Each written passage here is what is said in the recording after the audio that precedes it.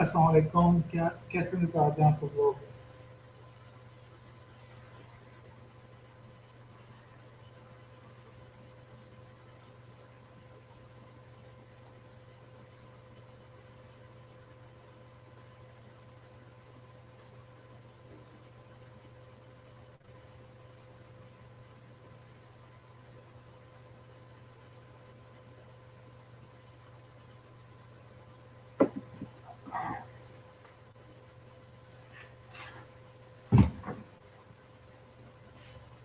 हम लोग लेक्चर शुरू करते हैं 2-3 मिनट के अंदर, फिर मज़ीद स्टूडेंट आ जाए।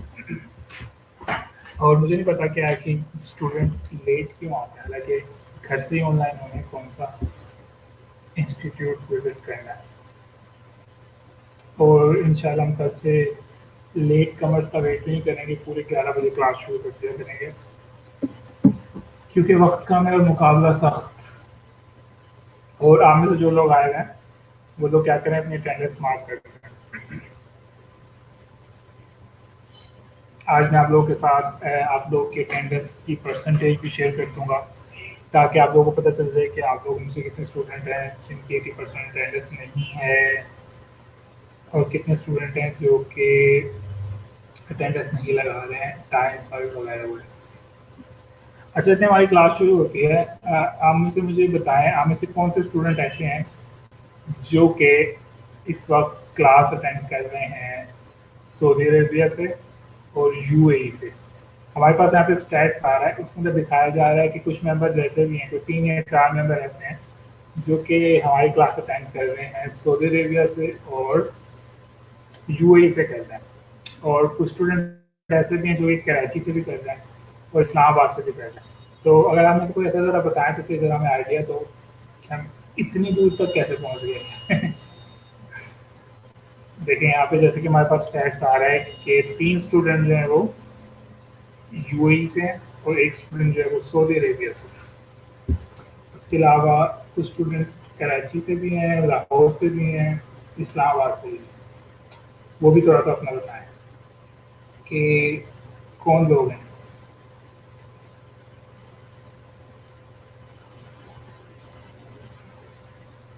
वैसे ऐसा भी हो सकता है कि जरूरी नहीं है आप लोग नहीं हो, क्योंकि हमारे पास 370 मेंबर हैं ग्रुप के अंदर, दूसरे स्टूडेंट भी हो सकते हैं।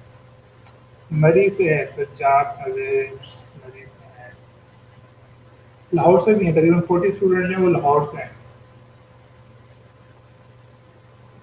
मुल्तान से भी हैं 31 स्टूडेंट।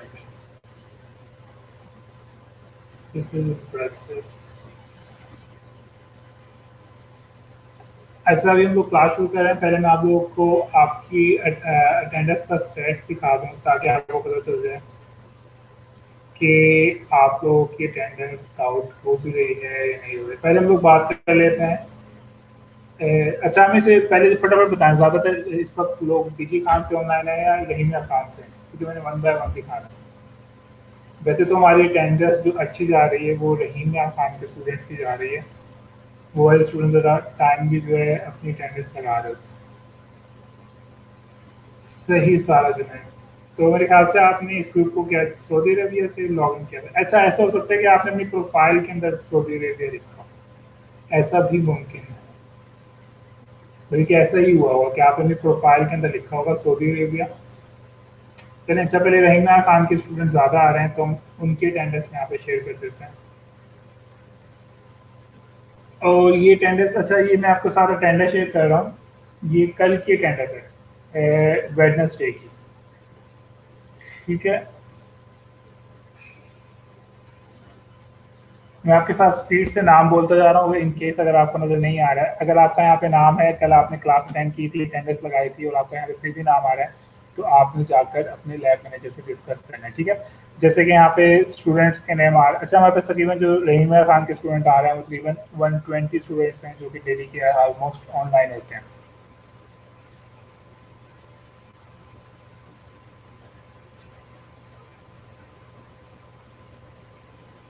ठीक है, अच्छा मैंने भी थोड़ा सा अंदाज़ा लगाया है कि आप लोगों की लोकेशन यहाँ पे सऊदी अरेबिया या यूएई या लाहौर के ऐसी इसलिए आ रही है क्योंकि शायद आप लोगों ने अपनी प्रोफाइल में लिखा हो, कभी वहाँ पे लिखा हो। एनीवेज, रहीना खान के स्टूडेंट के मैं फटाफट से नाम ले रहा हूँ।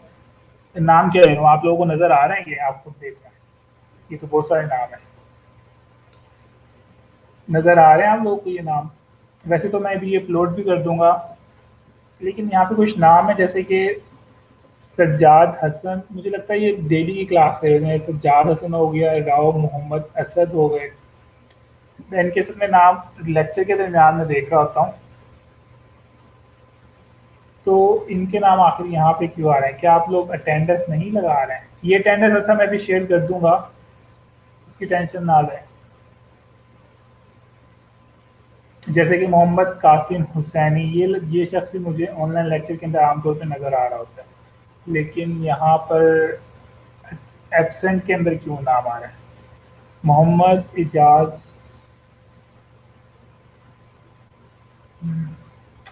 ठीक है, चले मैं ये आपके पास साथ में शेयर करता हूँ। मेरे पास ये डीजी खान के स्टूडेंट की अटेंडेंस ज़रा ज़्यादा बेहतर तरीके से आई हुई है, तो मैं इनको दिखा देता हूँ, साथ में आप लोगों की परसेंटेज भी जा रही है। ठीक है, मैं स्पीड से ज़रा लेके जा रहा हूँ नीचे।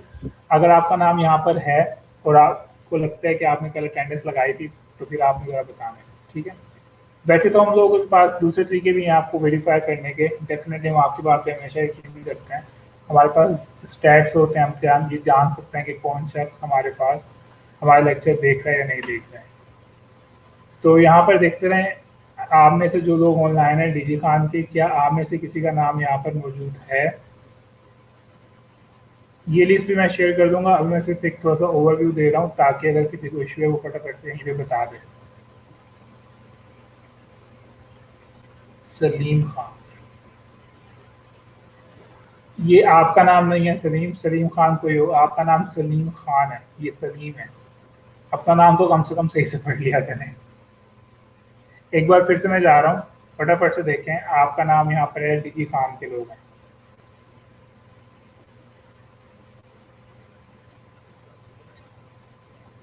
अगर आपका नाम यहाँ पर नहीं है तो ठीक है, अगर आपका नाम यहाँ पे है और आपने कल अटेंडेंस लगाए थे, मेरा सलीम खान, अगर ये आपका नाम है और आपने क्या कल अटेंडेंस लगाई थी?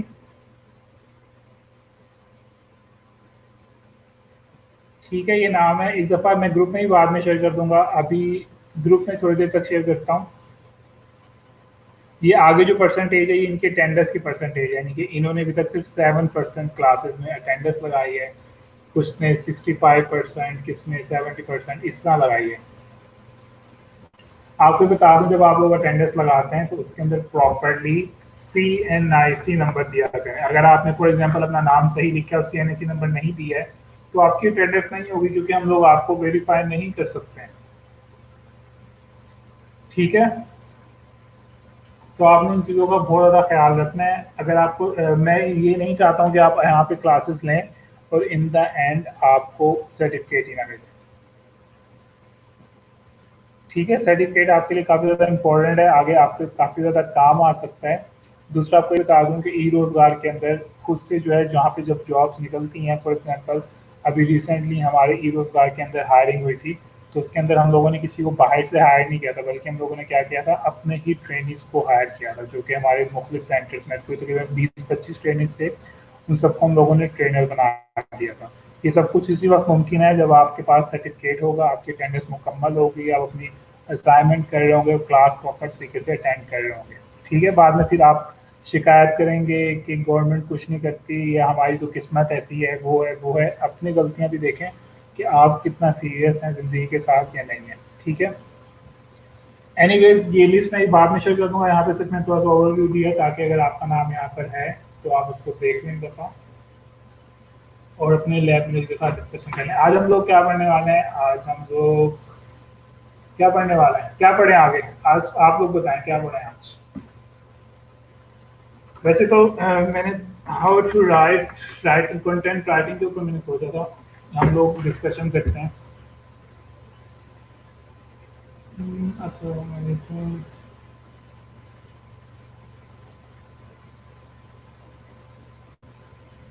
ठीक है सलीम खान, वैसे तो मैंने आपको यहाँ पे फर्स्ट टाइम देखा है आज, इससे पहले मैंने आपको कभी देखा नहीं है लेक्चर के अंदर। और आप लोगों की जो अटेंडेंस का टाइम होता है रात को 11 बजे तक होता है।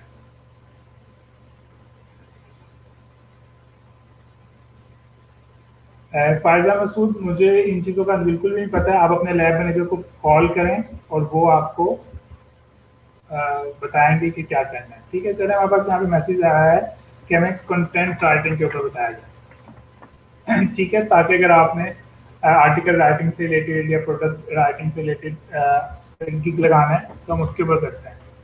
ठीक है, कंटेंट हमजा शेख, ट्रैफिक उस वक्त आएगी जब आपका कंटेंट अच्छा होगा, तो इसलिए हम लोग क्या कर रहे हैं आज कंटेंट राइटिंग के ऊपर करेंगे। तो मुझे बताया कंटेंट से क्या मुराद है,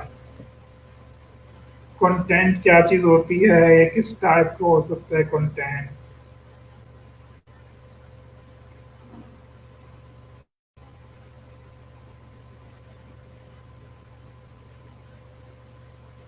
हाँ जी, कंटेंट का किसी को बताओ सर जी, डेरा राशि लेने। हाँ जी, आपको अपना सर्टिफिकेट यूनिवर्सिटी में आप आना पड़ेगा, लेकिन क्योंकि अभी कोरोना के सब कुछ ऑनलाइन हो रहा है तो डेफिनेटली हम लोग आपको सर्टिफिकेट शायद ये कहते हैं, क्या कहते हैं इसको, टीसीएस वगैरह कहते हैं। बिल्कुल ठीक, कंटेंट का मतलब होता है मवाद, मटेरियल, बिल्कुल ठीक जा रहे हैं आप लोग। ठीक है, कंटेंट क्या होता है, इंफॉर्मेशन, पीस ऑफ इंफॉर्मेशन हम लोग कह सकते हैं।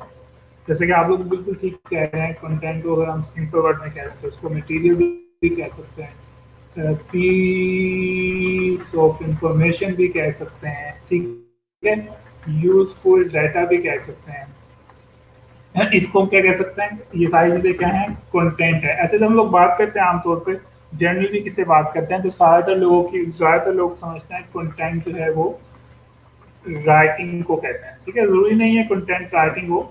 अभी हम लोगों ने ऊपर इंफॉर्मेशन पढ़ी है ना, कंटेंट क्या चीज है, कोई भी मटेरियल, पीस ऑफ इंफॉर्मेशन या यूजफुल डाटा। तो यूजफुल डाटा जरूरी नहीं है कि हमेशा सिर्फ राइटिंग की फॉर्म में। यूजफुल डाटा क्या हो सकता है, फोटोज भी हो सकती हैं, वीडियोज भी हो सकती हैं, ऑडियो भी हो सकते हैं, इवन साइन लैंग्वेज भी हो सकती है। क्या ख्याल है, ऐसा हो सकता है कि नहीं हो सकता है? अगर हम लोग कंटेंट की टाइप्स की बात करें तो ठीक है, तो मकसद यहाँ बताने का ये है, कंटेंट कभी भी जरूरी नहीं है कि कंटेंट जो है वो सिर्फ आर्टिकल को कहें या फिर राइटिंग कंटेंट को कहें। कंटेंट कोई भी ऐसी चीज हो सकती है जो कि दूसरे बंदे को इन्फॉर्मेशन पहुंचा रही है। वो राइटिंग भी हो सकती है, फोटो कंटेंट भी हो सकता है, वीडियो भी हो सकता है, ऑडियो भी हो सकता है, ऑडियो भी हो सकता है। ठीक है, और कंटेंट कब यूजफुल होता है,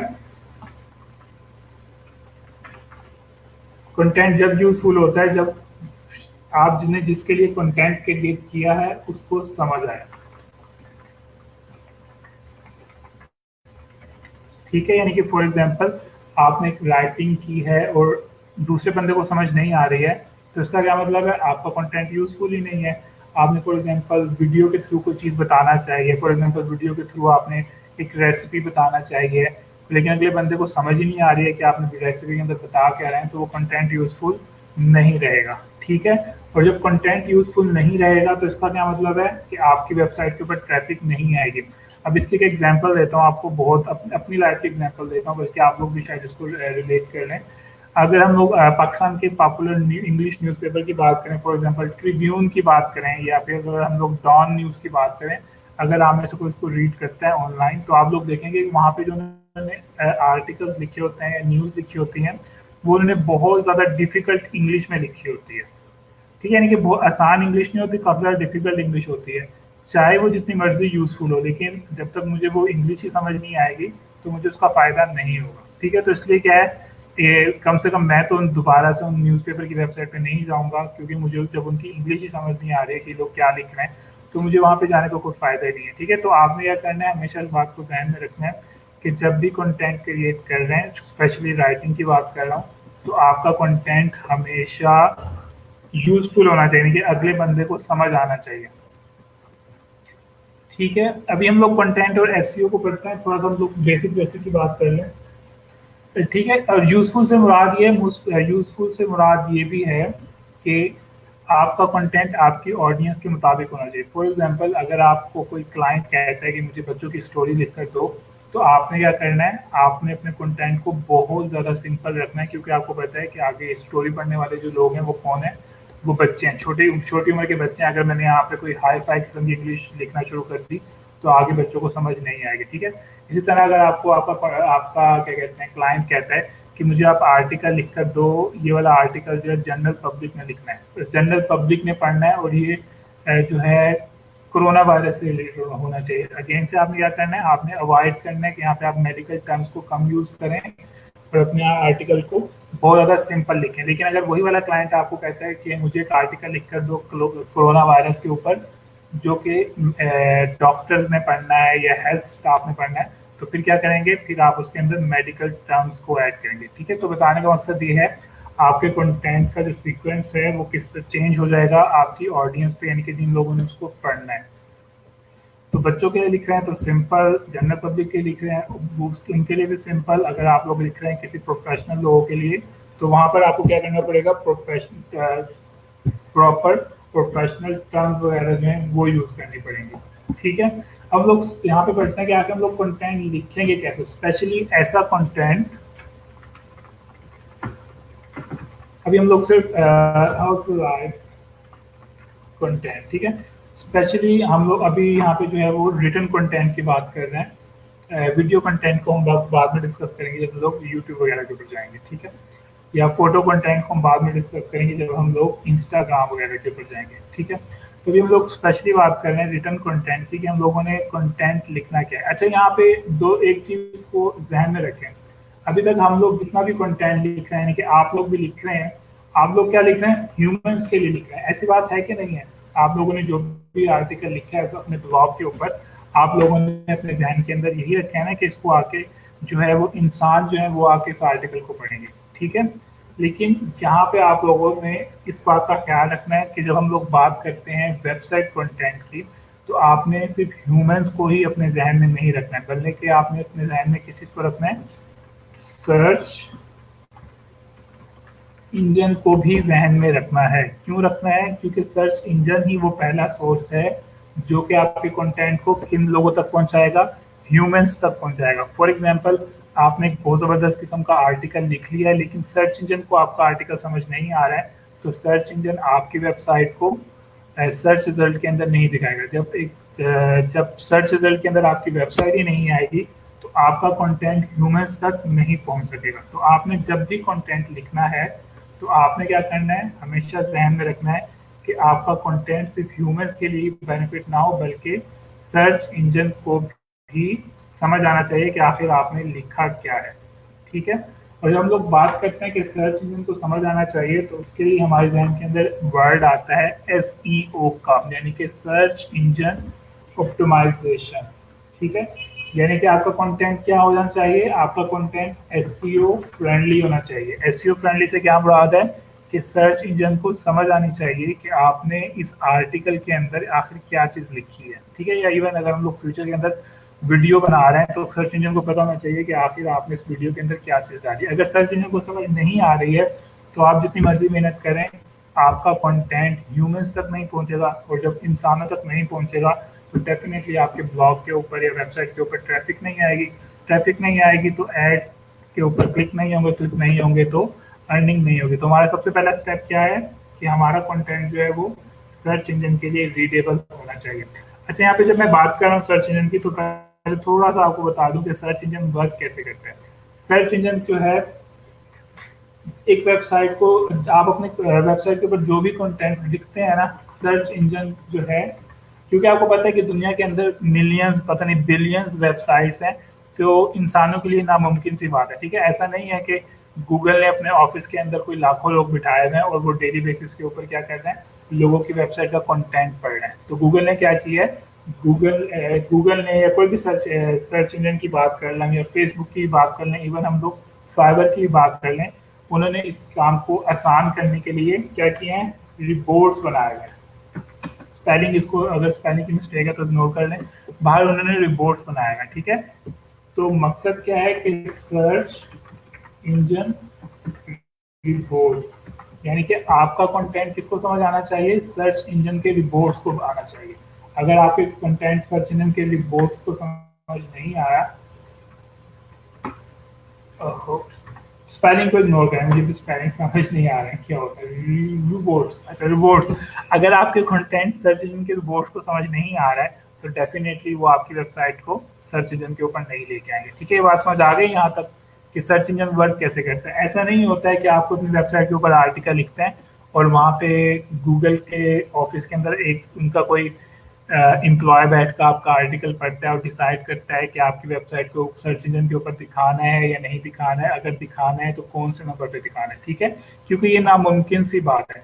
इसलिए गूगल सर्च इंजन ने क्या किया हुआ है या फेसबुक ने या फाइवर ने क्या किया हुआ है, इस डाटा को स्पीड अप करने के लिए रिपोर्ट्स बनाया हुआ है, यानी कुछ सॉफ्टवेयर बनाया हुआ है। वो क्या करते हैं, वो आपका आर्टिकल रीड करते हैं, अगर उन्हें लगता है कि आपका आर्टिकल यूजफुल है इंसानों के लिए, वो सर्च इंजन के ऊपर दिखाते हैं। फिर उसके बाद वो लगता है कि ज़्यादा बेहतर है तो वो उसको टॉप के ऊपर दिखाते हैं। ठीक है, तो सबसे पहली बात क्या है, सर्च इंजन के रिपोर्ट्स को आपका कंटेंट समझ आना चाहिए। अब यहाँ पे सबसे अच्छी बात ये है कि अगर ह्यूमंस होते ना, कि अगर इंसान होते जो आपका डाटा रीड करने के बाद सर्च इंजन के पास जाते, तो हमारे लिए मुश्किल हो जाती है। हमारे लिए मुश्किल क्यों हो जाती है, क्योंकि आपको पता है कि ह्यूमंस अगर कोई कंटेंट रीड करेंगे तो डेफिनेटली उसको ज़्यादा डिटेल से पढ़ेंगे, लेकिन सर्च इंजन के रिपोर्ट्स का ऐसा कोई चक्कर नहीं है। रिपोर्ट्स के अंदर गूगल ने एक फार्मूला लगाया हुआ है, अगर आप उस फार्मूले को फॉलो कर लें तो ईजिली क्या हो जाता है, आपकी वेबसाइट जो है वो गूगल के सर्च इंजन के ऊपर शो आने लग जाते हैं, नज़र आने लग जाते हैं। उस फार्मूले को जानने के लिए हमें क्या करनी पड़ती है, SEO यानी कि सर्च इंजन ऑप्टिमाइजेशन करनी पड़ती है। ठीक है, सर्च इंजन ऑप्टिमाइजेशन क्या चीज़ है, सर्च इंजन ऑप्टिमाइजेशन एक ऐसा प्रोसेस है जिसके ज़रिए हम अपनी वेबसाइट को गूगल सर्च रैंक, किसी भी सर्च इंजन के ऊपर रैंक करने के लिए जो प्रोसेस करते हैं उसको हम क्या कहते हैं, SEO कहते हैं। ठीक है, दोबारा से रिपीट कर रहा हूँ, SEO एक ऐसा प्रोसेस है जिसके अंदर हम लोग अपनी वेबसाइट को सर्च रिजल्ट के ऊपर रैंक करने की कोशिश करते हैं। ये बात समझ आ गई है। रैंक से मुराद है कि हमारी कोशिश होती है कि वो ज़्यादा से ज़्यादा टॉप के ऊपर जाए। ठीक है, अच्छा यहाँ पे 2-3 टर्म्स और भी हम लोग यहाँ पे डिस्कस कर लेते हैं ताकि लेक्चर देने में आसानी और आपको समझ आए। एक चीज़ होती है इंडेक्स, एक चीज़ होती है रैंक। इंडेक्स से क्या मुराद है, इंडेक्स अगर मैं ये कहता हूँ कि मेरी वेबसाइट इंडेक्स हो गई है तो इसका मतलब ये है कि मेरी वेबसाइट सर्च रिजल्ट के अंदर शो होने लग गई है। ठीक है, डिपेंडिंग, ये इस बात से कोई मतलब नहीं है कि वो पहले पेज पे आ रही है, दूसरे पेज पे आ रही है, 10वें पेज पे आ रही है या आखिरी पेज पे आ रही है। ठीक है, जब मैं आपको ये कहता हूँ कि मेरी वेबसाइट इंडेक्स हो गई है तो इसका क्या मतलब है, मैं आपको ये कह रहा हूँ कि सर्च इंजन के ऊपर मेरी वेबसाइट नजर आने लग गई है। ठीक है, अब वो कौन से पेज पे आ रही है, वो 10वें पेज पे भी आ सकती है, वो 11वें पेज पे भी आ सकती है, वो कहीं पे भी आ सकती है।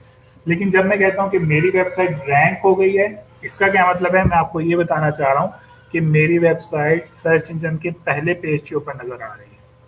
ठीक है, इंडेक्स और रैंक का समझ आ गई डिफरेंस। इंडेक्स का मतलब यह है कि आपकी वेबसाइट सर्च इंजन के ऊपर नजर आने लग गई है। रैंक का क्या मतलब है, आपकी वेबसाइट सर्च इंजन के पहले पेज के ऊपर नजर आने लग गई है।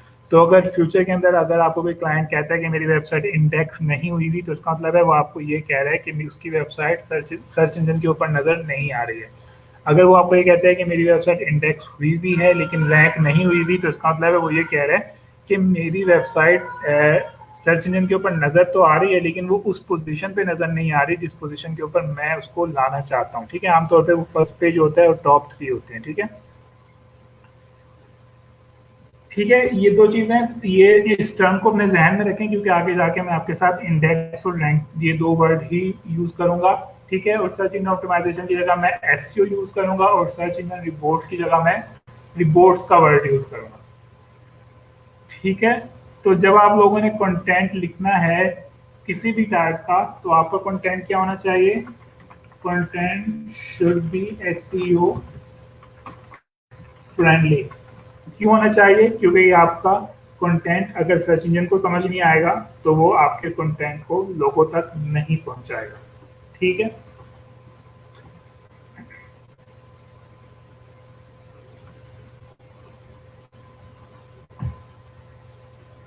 अच्छा हम सर्च इंजन SEO कंटेंट को जरा डिटेल में कल पढ़ेंगे। आज हम लोग सिंपल कंटेंट राइटिंग की तरफ जा रहे हैं ताकि आप लोगों को ये तो पता हो कि आप लोगों ने ब्लॉग के ऊपर क्या लिखना है और किस तरह से लिखना है। ठीक है, सिंपल कंटेंट राइटिंग क्या चीज़ है, सिंपल कंटेंट राइटिंग से मुराद ये है कि आपने आर्टिकल किस तरह से लिखना है। अभी आप लोग किस तरह से आर्टिकल लिखें, अगर आप में से कुछ, मैंने मुझे पता है कि आप में से कुछ लोग ऑलरेडी ब्लॉगिंग के ऊपर काम कर रहे हैं, उन्होंने आर्टिकल लिखना शुरू किए हैं। तो मैं आप लोगों से पूछना चाहूँगा कि आप लोग अभी तक आर्टिकल किस-किस तरह से लिख रहे हैं? थोड़ा-सा ये बताएँ, ताकि मुझे थोड़ा-सा आइडिया हो आप किस तरह से आर्टिकल लिख रहे हैं। या फॉर एग्ज़ाम्पल अगर आपने कोई गिग लगाया है और आपको क्लाइंट कहता है कि मुझे एक आर्टिकल लिख कर दो, for example causes of depression के ऊपर। तो आप क्या करेंगे? आपने फाइवर के ऊपर गिग लगाया हुआ है आर्टिकल राइटिंग का, और वहाँ पे एक फॉर एग्ज़ाम्पल क्लाइंट आता है, वो कहता है कि मुझे कॉजेज़ ऑफ डिप्रेशन के ऊपर आर्टिकल लिख कर दें। तो आप क्या करेंगे? Teacher mental insurance simple form. तो आप क्या करेंगे? या बताएँ ज़रा फटाफट से। और आप में से जो लोग अभी ऑनलाइन आ रहे हैं, वो लोग अपनी अटेंडेंस लगा लें।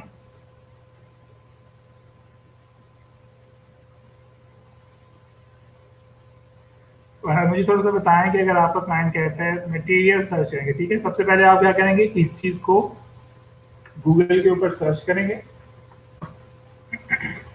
अच्छा, जो मैं आपको आज पढ़ा रहा हूँ ना कंटेंट राइटिंग, इससे बहुत ज़्यादा मुख्तलिफ किस्म के गिग्स बनेंगे। तो आपने इस लेक्चर को ज़रा डिटेल में सुनना है, कोई चीज़ समझ ना आए तो आपने उसको बताना है। उर्दू में लिखेंगे, एक गूगल ट्रांसलेट करेंगे। अच्छा, किसी ने लिखा है कि आप पहले इसे उर्दू में लिखेंगे, फिर गूगल ट्रांसलेट करेंगे, ये बहुत मुश्किल काम है। तो आप क्या करें, सबसे पहले आप क्या करें, आप इस चीज़ को गूगल के ऊपर सर्च करें, ठीक है? या चलें मैं आपको अपनी एग्जांपल देता हूँ। मैं तकरीबन कोई कितने साल से 12 साल से कंटेंट राइटिंग कर रहा हूँ। तो मैं आज भी जब भी आर्टिकल लिखता हूँ, फॉर एग्जांपल अगर मेरा क्लाइंट मुझे कहता है कि कॉजेज ऑफ डिप्रेशन लिखो, उसके ऊपर एक आर्टिकल लिख कर दो, तो मैं क्या करता हूँ, मैं गूगल के ऊपर जाता हूँ, ठीक है? यहाँ पे जितनी भी वेबसाइट्स आ रही हैं, ये सारी वेबसाइट क्या है, रैंक हुई हुई है। यहाँ पे क्या ख्याल है, सबकी सब रैंक हुई हुई है ना यहाँ पे, क्योंकि ये सारी की सारी पहले पेज पे नजर आ रही है। तो इसका क्या मतलब है कि इनका जो कंटेंट है वो सारा का सारा एसईओ फ्रेंडली है, यानी कि सर्च इंजन के जो रिपोर्ट्स हैं उनको ये कंटेंट समझ आ रहा है। तो इसलिए ये वेबसाइट, इनका कंटेंट क्या है वो टॉप के ऊपर मुझे भी नजर आ रहा है, ठीक है? तो आमतौर पे मैं क्या करता हूँ, मैं कम से कम 2 या 3 वेबसाइट्स को ओपन करता हूँ, ठीक है? हमें एक आया जॉब्स इन पाकिस्तान के ऊपर आर्टिकल लिखें, तो वो भी बताता हूँ आपको। तो मैं आमतौर पे क्या करता हूँ, सबसे पहले मैं कोई 2 या 3 वेबसाइट्स ओपन कर लेता हूँ, जैसे कि मुझे यहाँ पे नज़र आ रहा है, ठीक है? अच्छा, मैं स्क्रीन को ज़रा दूसरी शेयर करता हूँ, ज़रा काफ़ी स्लो चल रहा है, ठीक है? कुछ स्टूडेंट्स कह रहे हैं कि ब्लर स्क्रीन आ रही है, हालांकि आनी तो नहीं चाहिए क्योंकि प्रॉपर आ रही है मेरे पास। तो एनीवेज, यहाँ पे मैंने क्या किया है कि 2 आर्टिकल्स ओपन किए हैं। अब मैं क्या करूँगा, सबसे पहले मुझे जिस चीज़ के ऊपर आर्टिकल लिखना है, मुझे उसके ऊपर थोड़ी सी इन्फॉर्मेशन तो होनी चाहिए ना। क्या ख्याल है, अगर मुझे उसके बारे में इन्फॉर्मेशन ही नहीं होगी तो मैं उसके बारे में आर्टिकल नहीं लिख सकूँगा, ठीक है? तो सबसे पहले मैं क्या करूँगा, मैंने 2 आर्टिकल ओपन किए हैं, मैं इसको रीड करना शुरू करूँगा। इसको जूम इन करता हूँ, और ऐसा नहीं होगा कि पहले रीड करूँगा और बाद में लिखूँगा। क्या करूँगा, मैं रीड करूँगा और साथ-साथ ही अपना आर्टिकल क्रिएट करता जाऊँगा, ठीक है? सबसे पहले फॉर एग्ज़ाम्पल यहाँ पर ये लिखा हुआ है, depression is classified as a method of disorder. It may be described as feeling of sadness, loneliness, ठीक है? ये फॉर एग्ज़ाम्पल मैंने इसको यहाँ पे कॉपी पेस्ट कर लिया ताकि आपको नज़र आ जाए, ठीक है?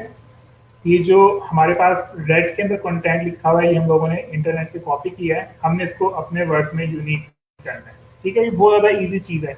सबसे पहले सबसे आसान चीज़ तो सबसे पहले ये है कि अगर आपने मैट्रिक के अंदर वो पढ़ा होगा, क्या कहते हैं, एक्टिव पैसिव। किसी को याद है एक्टिव पैसिव पढ़ा हो? एक्टिव पैसिव होता है, उसके अंदर आप क्या कहते हैं, सेंटेंस जो है वो आपका चेंज हो जाता है। फॉर एग्जांपल एक्टिव सेंटेंस होता है, for example my name is Ahmad and I live in Multan, ठीक है? अगर मैंने इसको यूनिक करना है तो मैं इसको क्या करूंगा, इसको मैं ऐसे 2 तरीकों से कर सकता हूँ। For example Ahmad is my name and Multan is the city where I live, ठीक है? तो मुझे बताएं क्या ये यूनिक हुआ है या नहीं हुआ है, थोड़ा सा बताएं। या इसको मैं यूं भी कह सकता हूँ, फॉर एग्जाम्पल चलें इतना ही काफ़ी, थोड़ा सा इसका बताएं, ठीक है। मैंने क्या किया, आप एक्टिव पैसिव सेंटेंस कर सकते हैं।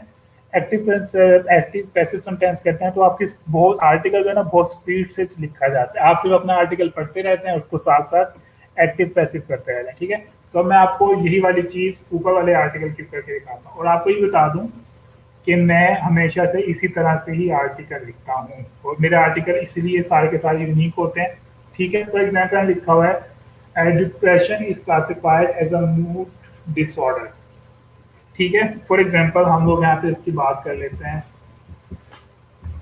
अगर मुझे मेरा क्लाइंट कहता है इसके ऊपर आर्टिकल लिखो, तो मैं क्या करूँगा, it may be describe that feeling of sadness, sadness, ठीक है।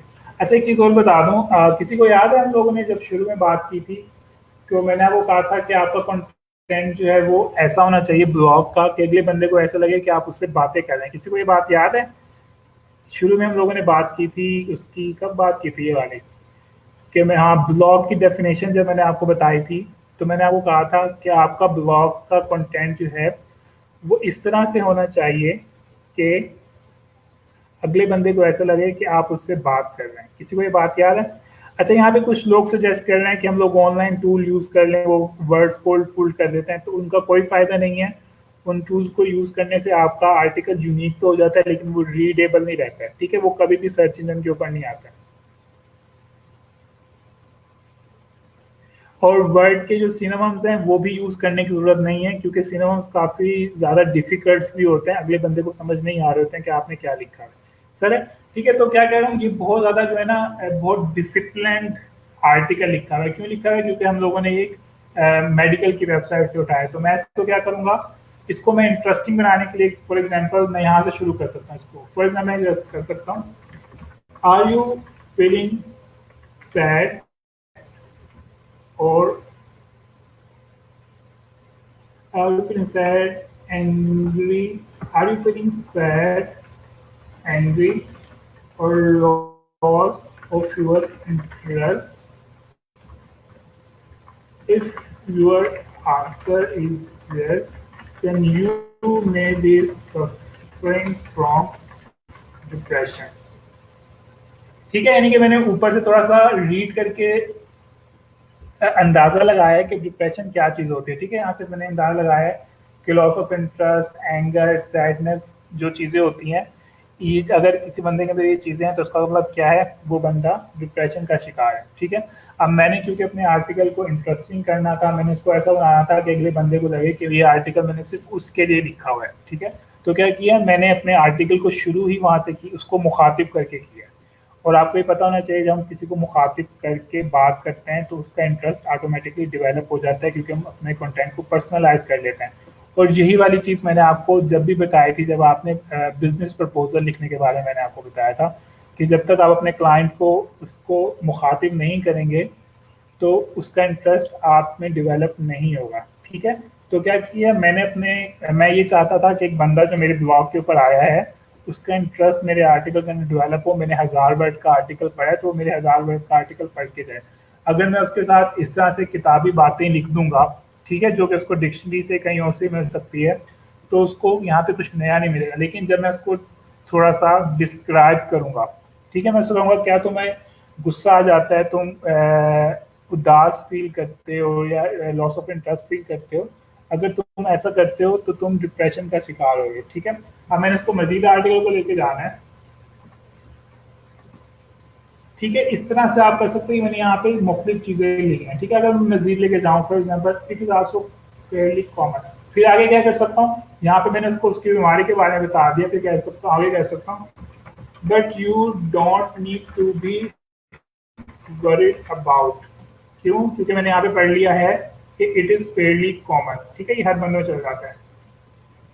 Because now days depression is common among humans, ठीक है। स्पेलिंग में ठीक कर लेता हूँ साथ साथ। अभी देखें मैंने, अब मैं यहाँ पे क्या कर रहा हूँ, मैं यहाँ से आर्टिकल रीड करता जा रहा हूँ और उसको साथ साथ इंटरेस्टिंग करता जा रहा हूँ, यूजर फ्रेंडली करता जा रहा हूँ, अपने वर्ड्स के अंदर लिखता चला जा रहा हूँ। इस तरह से आप लोग आर्टिकल लिख सकते हैं। शुरू में डेफिनेटली हो सकता है थोड़ी सी डिफिकल्टी हो, आपको लिखना ना आए, या शायद आप खुद ही आपको गुस्सा आने लग जाए कि मैं क्या कर रहा हूँ, क्योंकि आदत नहीं है या प्रैक्टिस नहीं है। लेकिन वक्त के साथ साथ आप इसको जितना प्रैक्टिस करते जाएंगे ऑटोमेटिकली आपका कंटेंट जो है वो यूनिक होता रहेगा। अब यहाँ पे फॉर एग्जांपल मैं इस तरह से करके आर्टिकल लिख रहा हूँ, तो मुझे ये बताएं क्या मुझे ये आर्टिकल चेक करने की जरूरत है कि ये प्लेजरिज्म फ्री है या नहीं है? जरा मुझे ये बताएं, क्या मुझे ये आर्टिकल चेक करने की जरूरत है कि क्या ये प्लेजरिज्म फ्री है या नहीं है?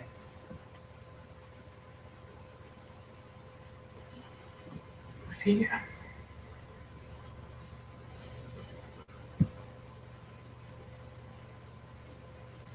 ठीक है, मुझे ये चेक करने की जरूरत ही नहीं है। क्यों नहीं है? क्योंकि मुझे पता है कि ये जितने भी वर्ड्स हैं, चाहे कि मैंने कहीं और से रीड किए हैं, लेकिन इसको लिखा तो मैंने अपने ही वर्डिंग के अंदर है। ठीक है, फिर आगे आप क्या कर सकते हो?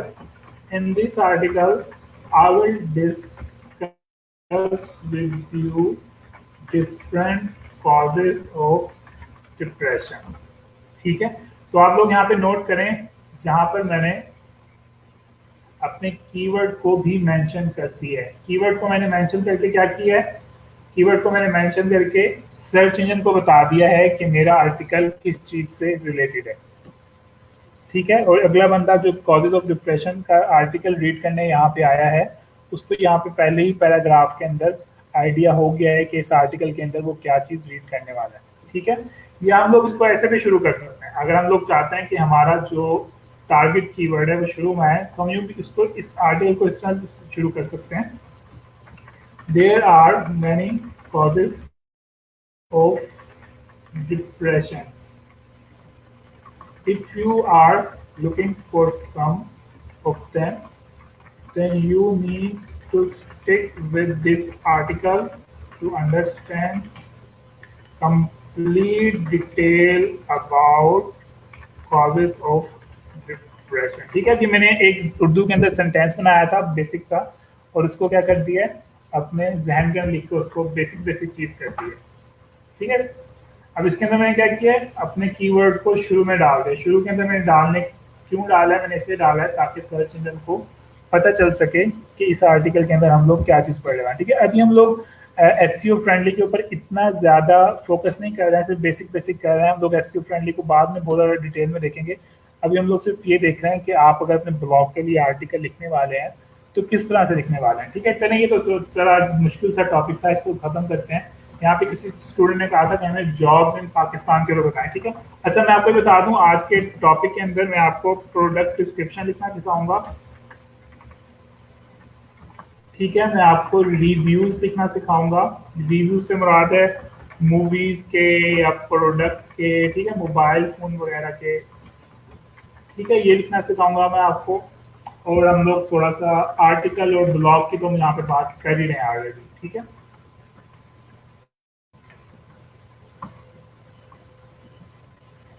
तो किसी ने मुझे कहा था कि यहाँ पे कि हमें एक आर्टिकल लिखकर थोड़ा सा बताएं जॉब्स इन पाकिस्तान। ठीक है, फॉर एग्जांपल मैं यहाँ पे सर्च भी कर लेता हूँ जॉब्स इन पाकिस्तान। पहले तो मुझे खुद आइडिया नहीं है जॉब्स इन पाकिस्तान के अंदर किस टाइप के आर्टिकल लिखे जाते हैं, लेकिन फटाफट मैंने यहाँ पे सर्च कर लिया। फॉर एग्जाम्पल हमें यहाँ पे कोई जॉब नजर आ रही है, हम लोग जॉब इसको ओपन कर लेते हैं। ठीक है, अगर आपने फॉर एग्जाम्पल, और अच्छा मैं आपको इधर मेहंदी डिजाइन के ऊपर भी एक आर्टिकल थोड़ा सा लिख कर दिखाऊंगा, क्योंकि मुझे पता है यहाँ पे कुछ स्टूडेंट जो है वो इसके ऊपर भी काम कर रहे हैं। ठीक है, अब जॉब्स इन पाकिस्तान की बात कर लेते हैं। फॉर एग्जांपल मार्केटिंग स्टाफ की जॉब आई हुई है सीएनजी स्टेशन पर पेशावर में।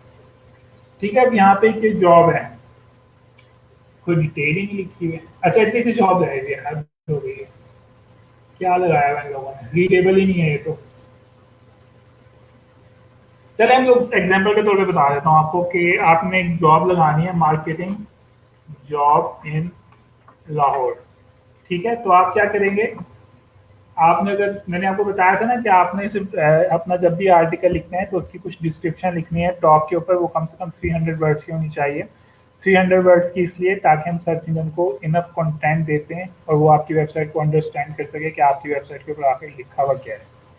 ठीक है, तो अगर आपने एक जॉब लगाई हुई है, आपने एक ब्लॉग बनाया है जिसके ऊपर आप क्या कर रहे होते हो, आप जॉब्स लगा रहे हो, तो आपने क्या करना है, आपने सिर्फ जॉब्स की इंफॉर्मेशन नहीं दे देनी है। न्यूज़पेपर से उठा के अगर आप ऐसे करोगे तो वो डुप्लीकेट में काउंट हो जाएगी। आपने क्या करना है, आपने उस जॉब को फॉर एग्जांपल उस जॉब को सेंटेंस में लिखना है। मैं दोबारा से सर्च करता हूँ कोई प्रॉपरली जॉब जिसके अंदर डिटेल लिखी हुई है। ये तो ये मेरे पास असल में रीडेबल नहीं है।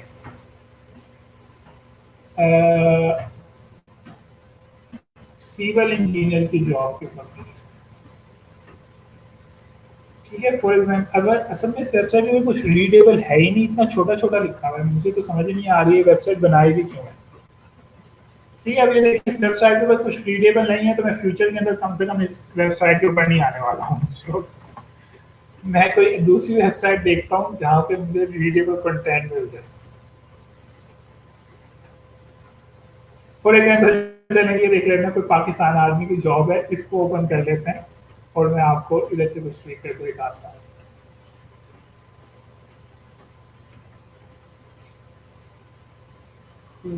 ठीक है, जैसे कि ये जो आई भी है, पाकिस्तान आर्मी स्पेयर डिपार्टमेंट या पाकिस्तान हलाल अथॉरिटी गवर्नमेंट ऑफ पाकिस्तान, ठीक है। फॉर एग्जांपल ये जॉब आई हुई है, लेकिन अगेन से इसके अंदर कोई इन्फॉर्मेशन ही नहीं दी गई है।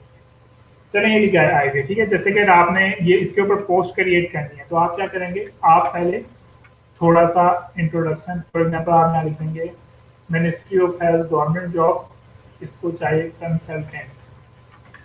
इन्होंने दो जॉब निकाली है, कंसल्ट इसके अंदर एक जॉब है वो क्या है, कंसल्टेंट से रिलेटेड, ठीक है। तो हम यहाँ पे लिखेंगे ministry of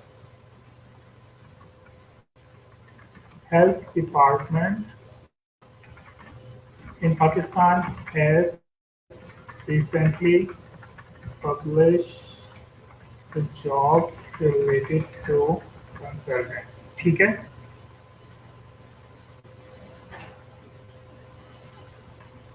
For this purpose they are looking for candidate which has the following criteria, ठीक है। इसके अंदर आप क्या लिख लेंगे, उसकी एज लिख सकते हैं, ठीक है, एजुकेशन लिख सकते हैं, या इवन अगर आपने ऐसे नहीं लिखना है तो वो ये भी लिख सकते हैं, they are looking for a person candidate who must be 30 years old and have a degree in, for example, MBA or have an MBA degree, ठीक है। मस्त, यहाँ पे मस्त मैंने क्या किया है, मैंने जॉब जो उन्होंने वहाँ पे दी हुई है, वैसे तो मुझे यहाँ पे कोई इन्फॉर्मेशन नहीं मिल रही है, सीधी सी जो बात है, मैंने काफ़ी सारा ट्राई किया है, लेकिन मैंने यहाँ पे क्या कहते हैं एक सेंटेंस बना दिया। इसी तरह मैंने क्या करना है, इसको थोड़ा सा मजीद लेंथी लेकर जाना है। अब मैं यहाँ पे अपना कीवर्ड लगाता हूँ। कीवर्ड क्या लगाता हूँ यहाँ पर, if you are an MBA and looking for a job for MBA job, हमें पता है ना कि जिसने MBA किया होता है वो गूगल के ऊपर जाके MBA jobs in Pakistan search करता है। क्या ख्याल है, ऐसे सर्च नहीं करता? अगर आप में से कोई इंजीनियर है तो वो ऐसे ही सर्च करता है ना, engineering jobs in for example Multan या लाहौर या पाकिस्तान में जो भी है, ठीक है। तो हमें पता है कि बंदा गूगल के ऊपर क्या चीज़ सर्च करेगा, अगर उसने MBA किया हुआ है MBA jobs in for example Lahore कर देता है, वो लाहौर सर्च करेगा। then you must apply for this job which is located in Lahore, ठीक है। अभी मैं रफली इंग्लिश लिख रहा हूँ, लेकिन जब मैं प्रॉपर लिखता हूँ तो प्रॉपरली करनी पड़ती है, ठीक है। तो इस तरह से क्या कर रहा हूँ, मैं अपने आर्टिकल्स की लेंथ इंक्रीज कर रहा हूँ। जब मेरे यहाँ पे कुछ वर्ड्स पूरे हो जाएंगे तो आखिर में यहाँ पे क्या कर लूँगा, जो मुझे न्यूज़पेपर की ऐड लगानी है वो मैं यहाँ पर लगा दूँगा, ठीक है। न्यूज़पेपर की जो भी ऐड लगानी होगी मुझे यहाँ पे लगा दूँगा। इस तरह से आप जॉब से रिलेटेड कर सकते हैं। अगेन से शुरू में अब आप जब इस तरह से आर्टिकल लिखेंगे डेफिनेटली आपको थोड़ी सी डिफिकल्टी होगी, क्योंकि आपने वाला काम पहले नहीं किया है। लेकिन मैं आपको यहाँ पे गारंटी के साथ कह रहा हूँ कि जब आप 2-4 आर्टिकल लिख लेंगे आपको ये काम इतना मज़ेदार लगेगा कि आप डेली जो है ना अपने ब्लॉग के ऊपर 3-4 पोस्ट बनाने शुरू हो जाएंगे, अगर आपने ब्लॉग का टॉपिक ऐसा सेलेक्ट किया है जो कि आपके इंटरेस्ट से रिलेटेड है, ठीक है। तो जॉब्स के न्यूज़ ऑथेंटिक हैं या नहीं, इसके लिए उस ऐड की पिक्चर के साथ नहीं, ज़रूरी नहीं है कि आप उस ऐड की पिक्चर के साथ लगाएं, आप उसको वैसे भी लगा सकते हैं, ठीक है। अच्छा, इसके अलावा मैं महंगी डिज़ाइन के ऊपर लगा देता हूँ। फॉर एग्जांपल आपने यहाँ पे किस कोई एक फीमेल स्टूडेंट थी, वो कह रही थी कि सिंपल मेहंदी डिज़ाइन जो है वो बहुत ज़्यादा जो है ना उसका सीपीसी बहुत ज़बरदस्त आ रहा है। ठीक है, तो आप किस तरह से इसके ऊपर आर्टिकल लिख सकते हैं, आप इसके ऊपर लिख सकते हैं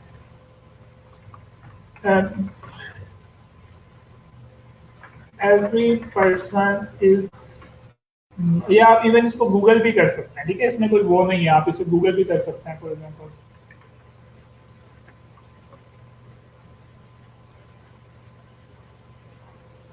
और हमेशा याद रखें जब भी आर्टिकल लिख रहे हैं गूगल को हम लोग डेफिनेटली वो वाले टॉपिक करते हैं जो कि हमारे लिए डिफिकल्ट हो, फॉर एग्जांपल डिप्रेशन का। अब मेहंदी के डिज़ाइन, मेहंदी के ऊपर आर्टिकल लिखना डेफिनेटली ये बहुत बेसिक सी चीज़ है, तो मैं क्या करूँगा अपने जहन के अंदर उर्दू के अंदर आर्टिकल बनाना शुरू करूँगा। ठीक है, या फिर मैं भी कर सकता हूँ, मैं गूगल कर लेता हूँ। ठीक है, फॉर एग्जाम्पल ये है, ये किसी ब्लॉग के ऊपर से ही है। देखें इसने सिंपल मेहंदी डिजाइन के ऊपर आर्टिकल लिखा है पूरा, ये देखें पता नहीं कितने ज्यादा वर्ड्स का लिखा हुआ है, कम से कम भी 1000 वर्ड के ऊपर इसने सिंपल मेहंदी डिजाइन के ऊपर आर्टिकल लिखा है। इसने क्या लिखा हुआ है, इसने थोड़ा सा इंट्रोडक्शन दिया है कि मेहंदी क्या चीज़ होती है, कौन कौन से त्योहारों के ऊपर लगाई जाती है। ठीक है, किस तरह इसकी डिज़ाइनिंग किस तरह से होती है, और भी इन सब में इसका क्या कहते हैं किस कल्चर में ये चीज़ होती है। ठीक है, बॉडी कौन कौन से बॉडी पार्ट्स हैं वहाँ पर मेहंदी लगाई जा सकती है।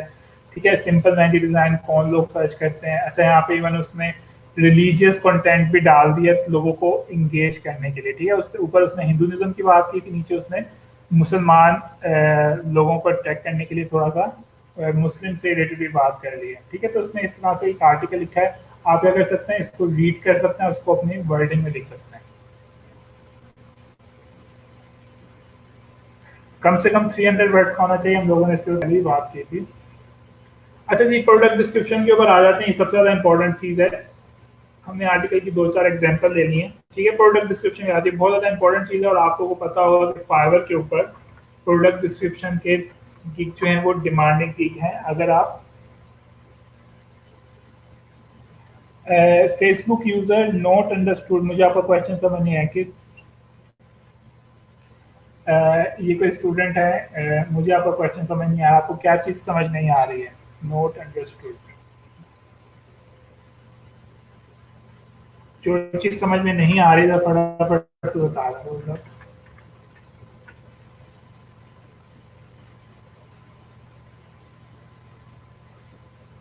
प्रोडक्ट डिस्क्रिप्शन के आर्टिकल्स कब होते हैं, प्रोडक्ट डिस्क्रिप्शन के आर्टिकल्स आमतौर पे एफिलिएट मार्केटिंग के लिए यूज होते हैं। याद है ना कल हम लोगों ने एफिलिएट मार्केटिंग पढ़ी थी। ठीक है, एक बंदा आपको क्या कह सकता है, वो कह सकता है कि मैंने अपने एफिलिएट मार्केटिंग के लिए आर्टिकल लिखवाना है, उसके अंदर आप क्या करें, उसके अंदर आप अमेजोन की 10 प्रोडक्ट उठाएं और उनके बारे में आर्टिकल लिख कर दे दें। आर्टिकल की जो लेंथ है मिनिमम 300 वर्ड्स होनी चाहिए, अगर 300 से कम है तो आपको आपका आर्टिकल रैंक नहीं होगा। Sir article writing rule and regulation like Faiza Masood, ये जो चीज़ आप बात कर रही हैं ये हम बाद में पढ़ेंगे, हम लोग थोड़ा सा राइटिंग सीखने किस तरह से करते हैं। ठीक है, हम लोग वापस आते हैं, इसको बंद करते हैं। आप सब लोगों को आई होप याद होगा कल हम लोगों ने मैंने कल आपको बताया था कि दुनिया के अंदर ऐसे ब्लॉग्स नहीं हैं जो कि टोटली किस चीज़ के ऊपर बने हुए हैं, एफिलिएट मार्केटिंग के ऊपर बने हुए हैं। ठीक है, इवन कल मैंने आपको अपने ब्लॉग की एग्जांपल भी दी थी, तो उसके अंदर क्या था, सारे के सारा एफिलिएट, उसके अंदर सारी की सारी प्रोडक्ट्स लगी हुई थी, और प्रोडक्ट्स के साथ क्या था, हम लोगों ने पिक्चर्स वगैरह लगाई हुई थी। ठीक है, तो ऐसा हो सकता है कि एक क्लाइंट आपको कहे कि मेरा ब्लॉग जो है ना वो फॉर एग्जांपल टॉप 10 गिफ्ट से बारे में, या आपसे वो भी कह सकता है कि मुझे एक आर्टिकल लिख कर दो कि टॉप 10 क्रिसमस के जो गिफ्ट्स होते हैं उसके ऊपर आर्टिकल लिख कर दो। ठीक है, और वो आपको ये कह दे कि आपने जो प्रोडक्ट्स हैं वो कहाँ से उठानी है, वो सारी प्रोडक्ट आपने अमेजोन से उठानी है, और आमतौर पर वो आपको प्रोडक्ट्स के जो हैं प्रोडक्ट्स के लिंक आपको पहुंचाते हैं। ठीक है, देखिए हमारे पास जैसे कि यहाँ पर गिग लगे हुए हैं। ठीक है, अमेजोन के प्रोडक्ट के बारे में लगा हुआ है। ठीक है, मुख्तलिफ दूसरे स्टोर जो होते हैं उनके भी लगे हुए हैं। ठीक है, बल्कि आप कल किसी स्टूडेंट को एक क्वेश्चन, एक क्लाइंट ने कॉन्टेक्ट भी किया था, उसने कहा था कि मैंने एफिलिएट मार्केटिंग के ऊपर आर्टिकल लिखवाना है, क्या आप लिख सकते हैं, कौन है वो स्टूडेंट यहाँ पे ऑनलाइन है इस वक्त? जरा आप जवाब दें, मैं इतने इस बंदे को जवाब दे दूं। क्या नाम है? साइम वकास कह रहे हैं मेहंदी डिजाइन खुद ही होंगे या गूगल से लेंगे? साइम वकास, आपने क्या करना है, आपने मंडे का जो लेक्चर है उसको देखना है। उसके अंदर मैंने आपको बताया हुआ है कि आप पिक्चर्स किस तरह से यूज कर सकते हैं। अगर आप गूगल से पिक्चर उठा लेंगे तो आपकी वेबसाइट जो है वो ब्लॉक हो सकती है गूगल सर्च इंजन से। तो उसके अंदर मैंने कुछ तरीके बताए हुए हैं, आपने वो वाले तरीके यूज करने हैं, ठीक है। उसमें जो स्क्रीनशॉट वाला तरीका है वो सबसे बेस्ट रहेगा मेहंदी के लिए।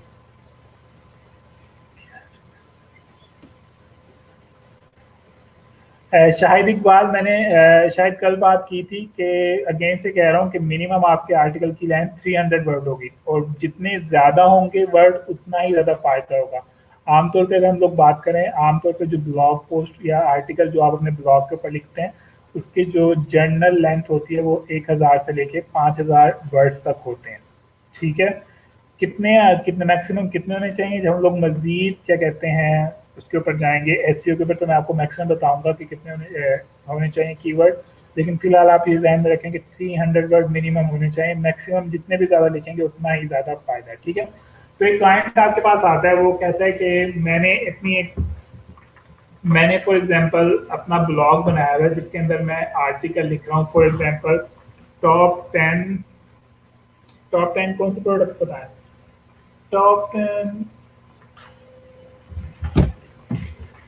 ये रियल वेबसाइट और ब्लॉगर, ये कैसा बचकाना सा सवाल है? रियल वेबसाइट और ब्लॉगर में डिफरेंस बता रहे हैं।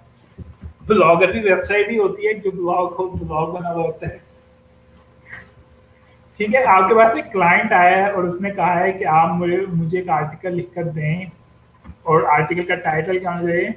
अच्छा, मैं आप लोग यहाँ पे क्वेश्चंस नहीं लिख रहा हूँ, पहले मुझे अपना लेक्चर कंप्लीट करने दें, ठीक है। साइम वकास है, जिसके भी क्वेश्चन है अपने क्वेश्चन को संभाल कर रखें। आपका जब क्वेश्चन आपका सिलसिला शुरू होगा जब उसके बाद बात करेंगे, ठीक है। आपका क्लाइंट आपके पास आया है, उसने आपको कहा है कि मुझे एक आर्टिकल लिख कर दें टॉप 10, फॉर एग्जाम्पल किस चीज़ के ऊपर लिख कर है टॉप 10? कोई मुझे फटाफट से बताएं। For example top 10, for example top 10 के ऊपर चले जाते हैं। गोल्ड सिल्वर क्या चीज़ है? टॉप 10 को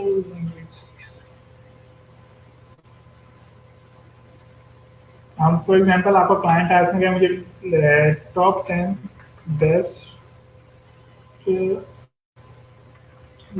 गेमिंग लैपटॉप,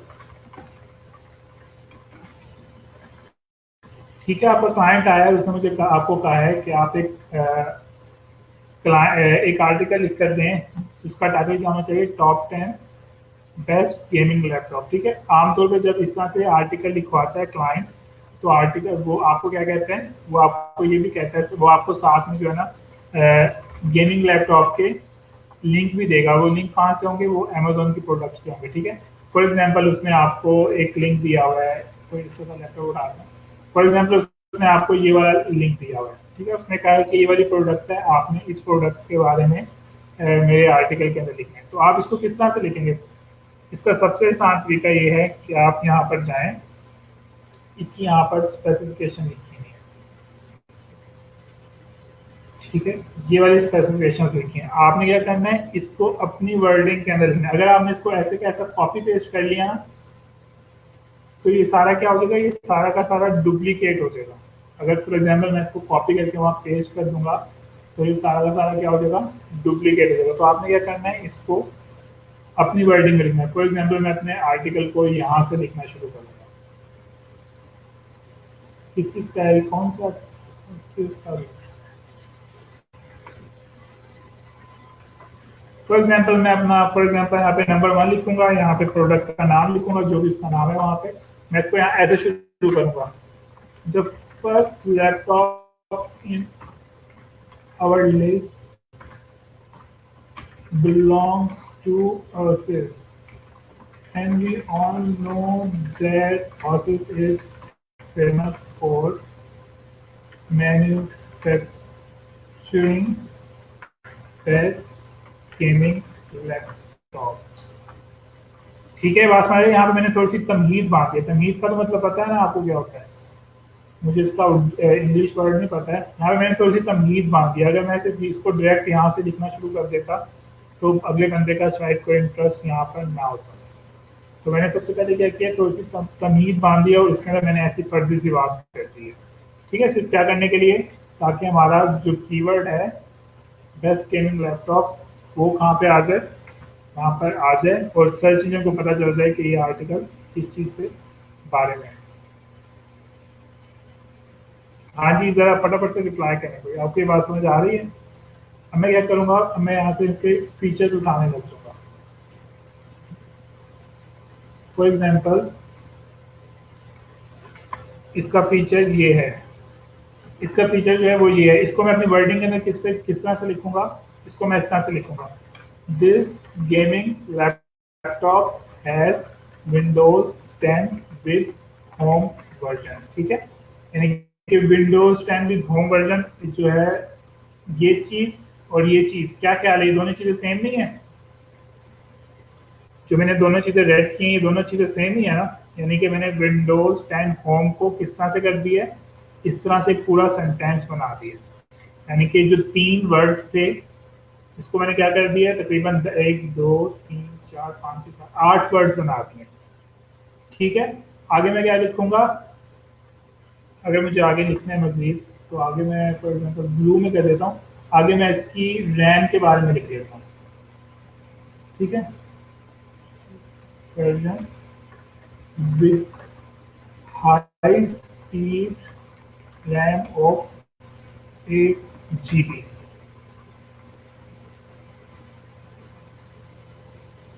इसको मैंने ऐसे कर दिया। ठीक है, यानी कि ये वाला वर्ड को मैंने इस तरह से कर दिया। ठीक है, आगे क्या करता हूँ मजीद, अब मेरे पास मैंने ये वाली चीज़ भी डालनी है, तो इसको मैं कोई और कलर कर देता हूँ। फॉर एग्जांपल इसको मैं कौन सा कलर करूँ, इसको मैं ये वाला कलर कर देता हूँ, इसको मैं ब्लैक ही कर देता हूँ। ठीक है, आगे मैं इसको क्या करना है, to make it more stable houses also include 256 GB SSD card in this laptop। ठीक है, अब ये जो ब्लैक वाली ये चीज है, ये मैंने इसको किया है। क्या मतलब, स्क्रीन नजर तो आ रही है सही, आपके पास इंटरनेट का इशू होगा। ठीक है, यानी कि जो 3 वर्ड्स थे इसको मैंने क्या कर दिया, पूरे का पूरा पैराग्राफ बना दिया, सिर्फ और सिर्फ अपनी लैंग्वेज में लिखा। ठीक है, इस तरह से मजीद मैंने लिखना है, तो गेम से मैं यहाँ से उठाऊंगा डाटा, फिर लिख दूंगा वहां पर। समझ आ रही है थोड़ा सा, या अगर हम यहाँ पे फॉर एग्जांपल एक वॉशिंग मशीन उठा लेता हूँ, या किसी ने कहा था किचन एक्सेसरीज, किसी ने तो यहाँ पे लिखा था, मैं फटाफट से देख लूँ किसने कोई प्रोडक्ट लिखी थी, technical mobile, Android mobile, skin care product उठा रहा था। For example skin care products, एक स्किन केयर प्रोडक्ट्स भी उठा के आपको दिखा देता हूँ। तो देखें सिर्फ यहाँ पे कितने, 1 2 3 4 5 ये तकरीबन 10 वर्ड हैं, इसका मैंने पूरा पैराग्राफ बना दिया।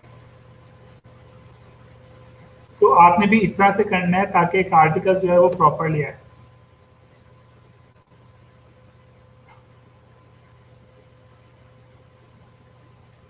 ठीक है, ड्राइव इन दिस लैपटॉप जो भी होता है, मुझे इसमें इतना आइडिया नहीं है।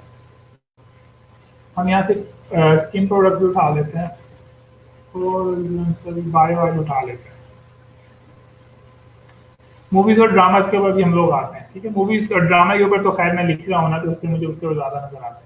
अब ये देखें, यहाँ पर ये प्रोडक्ट की डिस्क्रिप्शन लिखी हुई है, ये कोई स्किन केयर है प्रोडक्ट है। ठीक है, अब इसके अंदर क्या क्या लिखा हुआ है, लिखा है इम्प्रूव अपीयरेंस ऑफ स्कैर। ठीक है, मैं इसके अंदर जो मोटे मोटे वर्ड हैं उनको जरा अंडरलाइन कर लूँ। ठीक है, स्ट्रेच मार्क्स के बारे में बात कर लेता हूँ, रिपेयर स्किन डैमेज। ठीक है, ये कुछ वो है, सर्जरी मार्क्स हो गए, ठीक है, इंजरी हो गए वगैरह वगैरह, यहाँ पे कुछ लिखे हुए हैं। ठीक है, तो अब मैं ये करूँ, अच्छा यहाँ पे किसने कहा ये इतना लॉन्ग है, ये पढ़ा नहीं जाएगा, तो मैं इसको मजीद इंटरेस्टिंग कैसे करूंगा, अगर मैं चाहता हूँ कि लोग मेरा पढ़ें, तो मैं इसको ये कह सकता हूँ, our bio oil product will benefit you in the following areas। ठीक है, It will remove stretch marks, any surgery marks, ठीक है, scars from your face, any marks caused due to injury, और क्या हो सकता है? This will also help to reduce aging. ठीक है, ये सारी चीजें मैं ऊपर से ही पढ़ रहा हूँ। तो यहाँ पे इसने मुझे कहा है कि इतना बड़ा कोई पढ़ा नहीं जाएगा, तो क्या कह रहा है, ये वाली चीज तो बढ़ी जाएगी ना, तो सा बताएं। इवन मैं इसको ये भी कर सकता हूँ, if you have surgery marks, this bio oil will help to reduce it. ठीक है,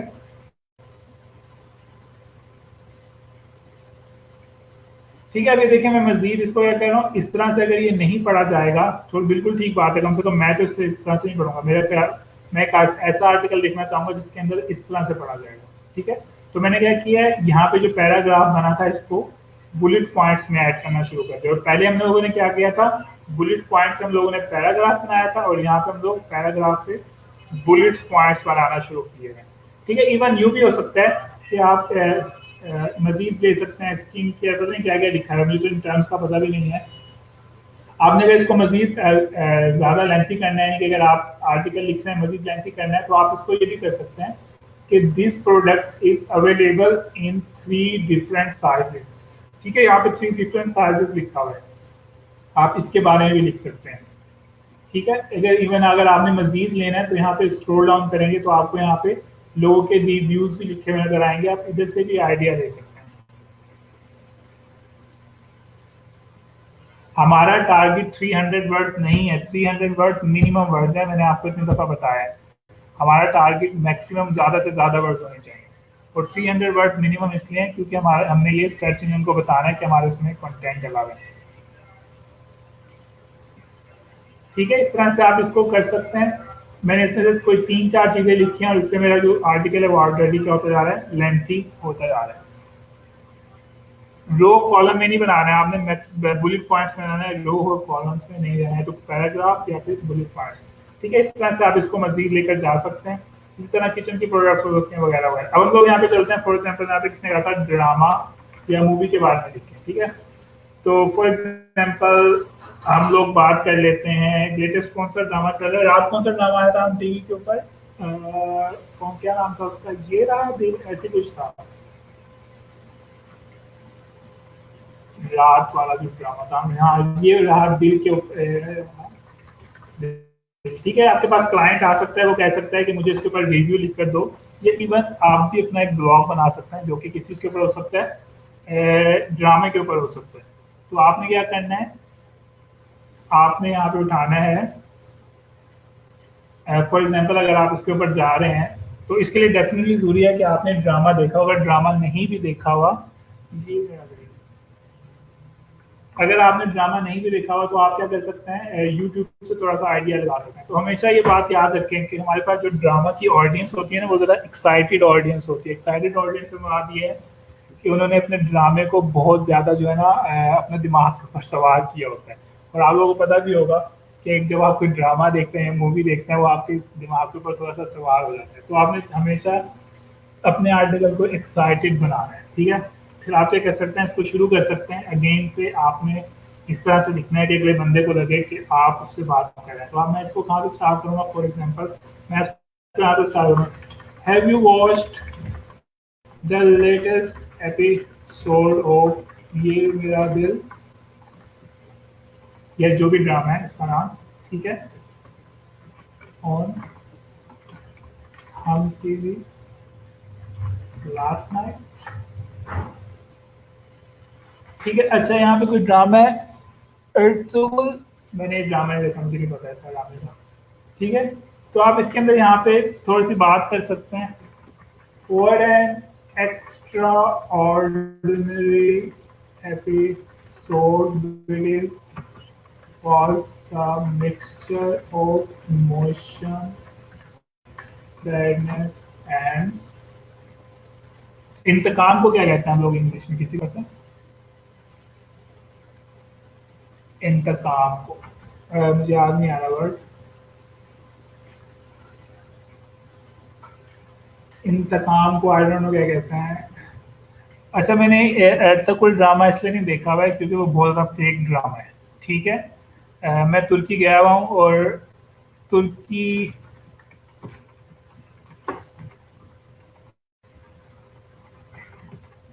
तुर्की गया हुआ हूँ, और अगर आप में से कोई तुर्की गया हुआ है तो ये अंदाज़ा लगा सकता है कि अर्तुगरुल या जो भी ड्रामा है उससे ज़्यादा फेक ड्रामा इस दुनिया में शायद कोई नहीं होगा। ठीक है, उनकी असल ज़िंदगी कुछ और है, और उन्होंने अपने ड्रामे के अंदर बिल्कुल फेक दिखाया हुआ है, और उसके अंदर इवन रिलीजन को भी इंक्लूड किया है। तो ऐसे ड्रामे मैंने देखता हूँ जो कि बहुत ज़्यादा कॉन्सिक्वेंसेस के ऊपर बने। ठीक है, तो इस तरह से मैं शुरू कर सकता हूँ। अगर आपने एपिसोड लिखी हुई है तो आप अपने इसको कंक्लूजन कर सकते हैं। फॉर एग्जांपल कह सकते हैं कि ड्रामा यहाँ से शुरू हुआ, ये कर रही थी, ये हुआ, यहाँ पे ख़त्म हुआ।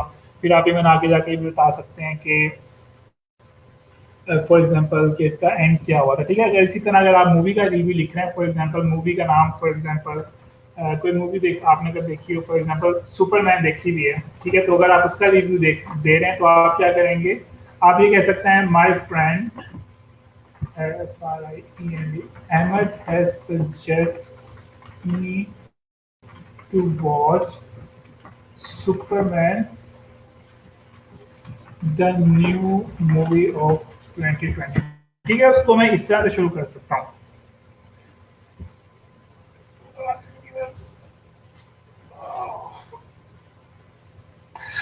ठीक है, इस तरह से मैं उसको शुरू कर सकता हूँ। मूवी के अगर रिव्यू की बात करूँ, अगेन से मैं बात कर सकता हूँ उसके अंदर गाने कैसे थे, उसकी स्टोरी कैसी थी, उसकी एक्टिंग अच्छी थी या नहीं थी, या फिर मैं सजेस्ट करूंगा कि मूवी देखनी चाहिए या नहीं देखनी चाहिए। इसी तरह अगर मैं रेस्टोरेंट की बात करता हूँ तो मैं एक शुरू कर दे सकता हूँ कि last night I went to flower restaurant. वहाँ का एम्बिशियस कैसा था, वहाँ की डेकोरेशन कैसी थी, क्या कंफर्टेबल जगह थी या नहीं थी, एसी लगा हुआ था या नहीं लगा हुआ था, लोग वहाँ पे कैसे आए हुए थे, म्यूजिक वहाँ पे कैसा लगा हुआ था, फूड का जो मेन्यू था वो किस तरह का था, इम्प्रेसिव था या नहीं था, उसके ऊपर किस टाइप की प्राइसिंग थी। ठीक है, इस तरह से मैं उसके ऊपर बात कर सकता हूँ। तो इस तरह से मैं आर्टिकल लिखूंगा। लेकिन अगेन से जो ज़्यादा इंपॉर्टेंट हमारे पास आर्टिकल्स हैं वो क्या है, ब्लॉग पोस्ट, हमारे पास दूसरे प्रोडक्ट डिस्क्रिप्शन। ठीक है, ये दो इम्पोर्टेंट हमारे पास, सबसे ज़्यादा इम्पोर्टेंट जो है। अनीसा चौधरी, नहीं, आपको हर ड्रामा नहीं देखना पड़ेगा। अगर आप क्या कहते हैं उसके बारे में लिख रहे हैं, आप क्या करेंगी, आप उस ड्रामे से रिलेटेड यूट्यूब पे जाएंगे, उसके अंदर वो आता है, दिखाते हैं ना कि नेक्स्ट एपिसोड में क्या होने वाला और प्रीवियस एपिसोड में क्या हुआ था। उससे आपको काफ़ी ज़्यादा अंदाज़ा हो जाता है कि इस ड्रामे के अंदर क्या चल रहा है। एटलीस्ट कम से कम मैं तो काफ़ी सारे ड्रामे इसी तरह से देखता हूँ, पूरा ड्रामा नहीं देखता हूँ। उसका जो होता है ना नेक्स्ट एपिसोड और प्रीवियस एपिसोड, उसको अगर मैं देख लूँ तो मुझे आइडिया हो जाता है कि इस ड्रामे के अंदर क्या चल रहा है और क्या नहीं चल रहा है। ठीक है, उसके अलावा यूट्यूब के नीचे आपको कमेंट्स नज़र भी आते हैं, आप उधर से भी आइडिया ले सकते हो कि इस कहानी के अंदर क्या चीज़ चल रही है, कोई इंपॉर्टेंट चीज़ अगर हो तो। ठीक है,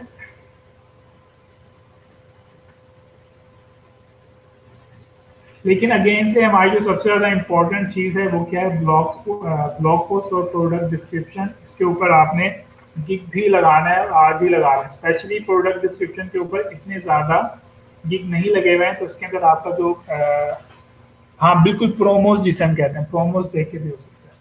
ठीक है, प्रोडक्ट डिस्क्रिप्शन अगर आपके ऊपर आपने इसका गिग लगाना है, और ये आसान सा गिग है। ठीक है, प्रोडक्ट डिस्क्रिप्शन की जो हमारे पास कैटेगरी है वो बिजनेस के अंदर आती है। वैसे तो आर्टिकल राइटिंग के अंदर भी आ सकती है। अब ये देखें, यहाँ पे हम इसकी एग्जांपल ले लेते हैं। एक हमारे पास यहाँ पे गिग नज़र आ रहा है प्रोडक्ट डिस्क्रिप्शन का। ठीक है, वो कह रहे हैं कि आई will right top Amazon listing and SEO product description.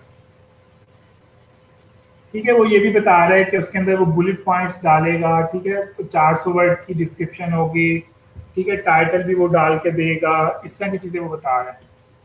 तो आप ये वाला गिग लगा सकते हैं। इस शख्स ने 2000 से ज़्यादा ऑर्डर कंप्लीट किए हुए हैं। 28 ऑर्डर जो है इसके इन क्यों है, यानी कि 28 ऑर्डर्स के ऊपर ये काम कर रहा है। ठीक है, या फिर हम लोग इसके ऊपर मजीद इसको देख लेते हैं। हम यहाँ पे कोई पाकिस्तानी देखते हैं, पाकिस्तान के जो सेलर्स हैं वो कितने पैसे दे रहे हैं आप। और आप लोग यहाँ पे देखें $5 का हमें बहुत कम गिग्स नजर आ रहे हैं, इवन पाकिस्तानी भी यहाँ पे अच्छा वो बना रहे हैं, रेवेन्यू जनरेट कर रहा है। यहाँ मैंने एक पाकिस्तानी बंदे का गिग ओपन किया है। हाँ जी, मेरा ब्लॉग में वो पाकिस्तान के ड्रामा के ऊपर है। ठीक है, फॉर एग्जाम्पल ये वाला एक पाकिस्तानी शख्स है, ठीक है, कह रहा है आई will right a selling Amazon product listing and description, यानी कि उसने टाइटल इतना मजे का लिखा है, वो कह रहे हैं कि मैं आपको ऐसी डिस्क्रिप्शन लिख कर दूंगा जिससे आपकी प्रोडक्ट जो है वो क्या हो जाएगी, सेल हो जाएगी। ठीक है यार, मेरे काफी सारे ब्लॉग हैं, एक दो ब्लॉग तो मैंने आप लोगों को दिखा भी दिए हैं जो कि हमारे सिलेबस से थोड़ा सा इंक्लूड वो थे। तो आप ये वाला गिग लगा सकते हैं। अगेन से बता रहा हूँ, ये गिग लगाना कोई डिफिकल्ट नहीं है। इसके अंदर आपको सिर्फ री राइटिंग करनी है, वर्ड उठाने हैं, उनको रीड करना है और अपने सेंटेंस में लिख देना है, जिस तरह से मैंने आपको यहाँ पर लिखकर दिखाया है। इसके अंदर कोई यानी कि मुश्किल चीज़ नहीं है। जिस तरह से अमेजोन है, इसी तरह से शॉपिफाई भी एक प्लेटफॉर्म है जहाँ पे आप अपनी प्रोडक्ट वगैरह को सेल कर सकते हैं।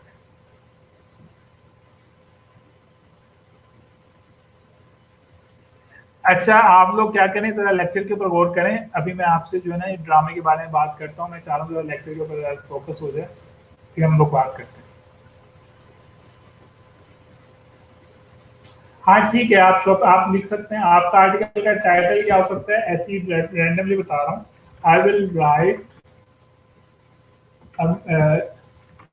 Selling Amazon, Shopify, AliExpress product, या Amazon एंड Shopify कर लेते हैं, Amazon and Shopify product description. ठीक है, ये वाला भी आप लगा सकते हैं। आई will right a selling Amazon and Shopify product description.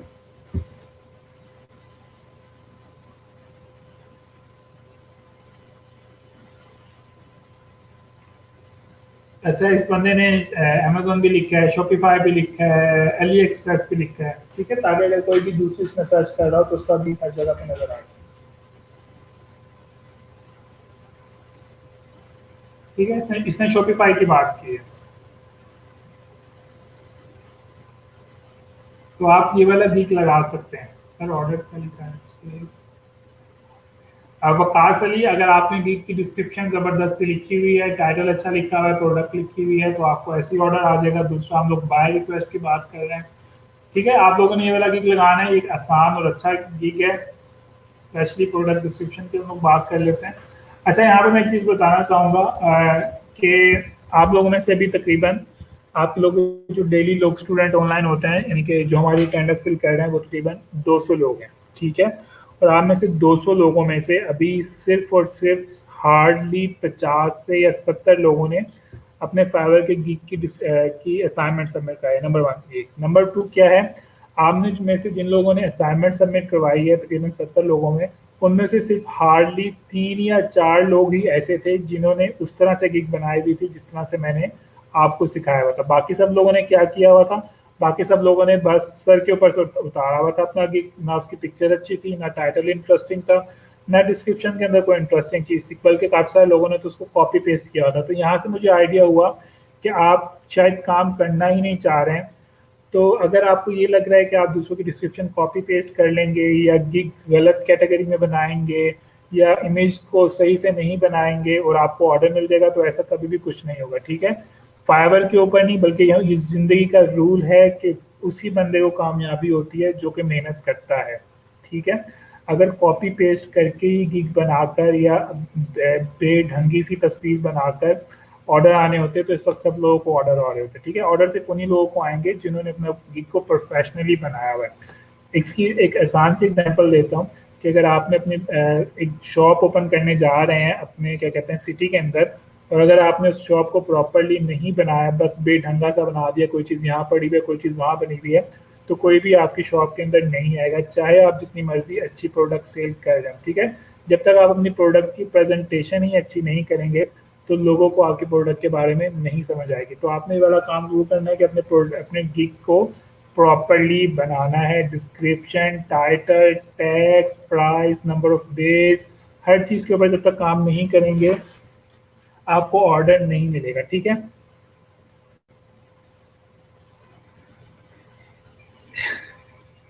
ठीक है, ये कोई इज्जत नहीं हो रही है, मैं सिर्फ आप लोगों को बता रहा हूँ कि अपने साथ थोड़ा सा सिंसियर हो जाएं।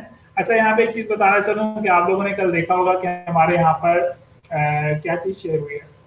हमारे यहाँ पे कल सक्सेसफुल स्टोरी शेयर हुई है। ठीक है, मजे की बात यह है कि इसके अंदर दो स्टूडेंट्स ऐसे हैं जो कि मेरे हैं। स्पेशली अगर हम लोग सबसे बड़े ऑर्डर की बात करें, यहाँ पे अगर आप में से कोई मेरे फेसबुक का फ्रेंड भी है तो उन्हें पता होगा कि इमरान जो है वो मेरा खानेवाल का स्टूडेंट था और ही गॉट $600 ऑर्डर, जो कि तकरीबन पाकिस्तान के 1 लाख रुपए बनते हैं। और इसका ऑर्डर क्या था?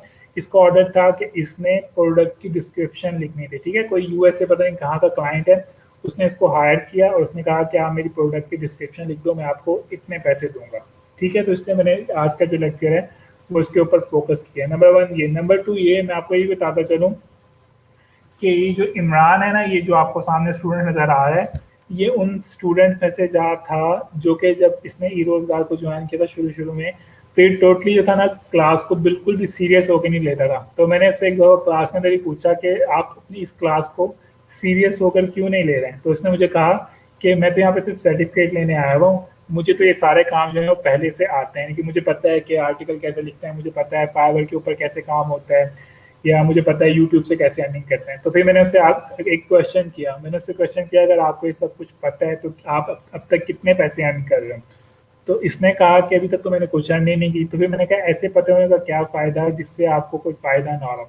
तो इसने मुझे कहा कि इसने मुझे कहा कि ऑनलाइन अर्निंग वर्निंग कुछ नहीं होता है, ये तो बस ऐसी ना ख्याली बात है।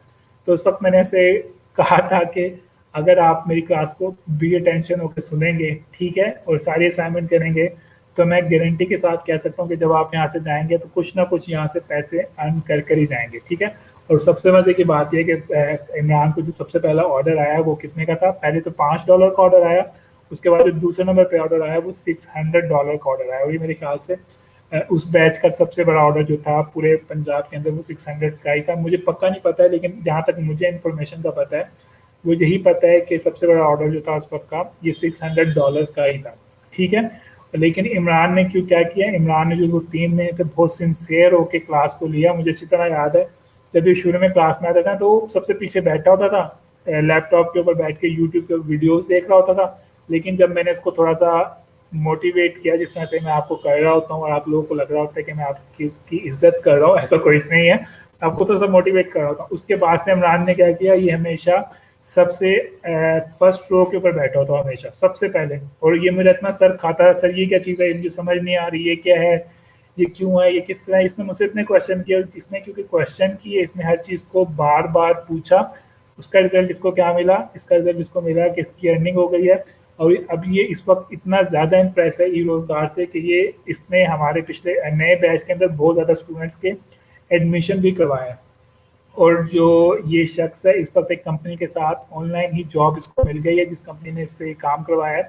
अब इसकी जो क्या कहते हैं पर मंथ अर्निंग है वो इस कंपनी से $600 है, लेकिन इसके अलावा ये फाइवर के ऊपर भी अलग से भी ऑर्डर्स ले रहे हैं। ठीक है, यानी कि जब ये आया था तो ये $0 अर्न कर रहा था और अब तकरीबन ये हर मंथ जो है 1 लाख से ज़्यादा पैसे अर्न कर रहा है। क्यों कर रहा है? क्योंकि इसने हर चीज़ सिंसियरली की। ठीक है, इसने असाइनमेंट के नाम पे कॉपी पेस्ट वाला कंटेंट मुझे सबमिट नहीं करवाया, बल्कि अपनी पूरी असाइनमेंट कराई। और इमरान की एक और बात बता दूं, ये वो वाहिद स्टूडेंट था जो कि 24-24 घंटे फाइवर के ऊपर ऑनलाइन रहता था और हर वक्त बाय रिक्वेस्ट के ऊपर इसकी नज़र होती थी।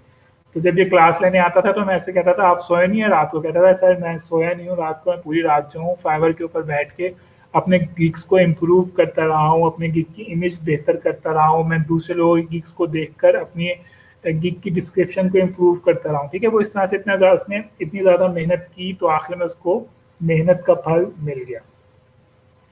ठीक है, तो बात कहने की यही है कि जब तक आप मेहनत नहीं करेंगे तो आपको कोई भी फ़ायदा नहीं होगा। ठीक है, अगर कॉपी पेस्ट करने से या क्या कहते हैं इस तरह के काम करने से ही फ़ायदा होता तो इस वक्त दुनिया का हर बंदा जो है ना वो अमीर होता।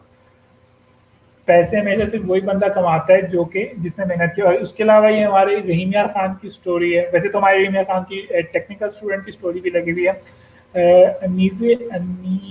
अनीसा शायद, ये जो भी नाम है, इनकी हमने यहाँ पे स्टोरी भी लगा दी है ताकि दूसरे लोगों को यहाँ पर मोटिवेशन हो।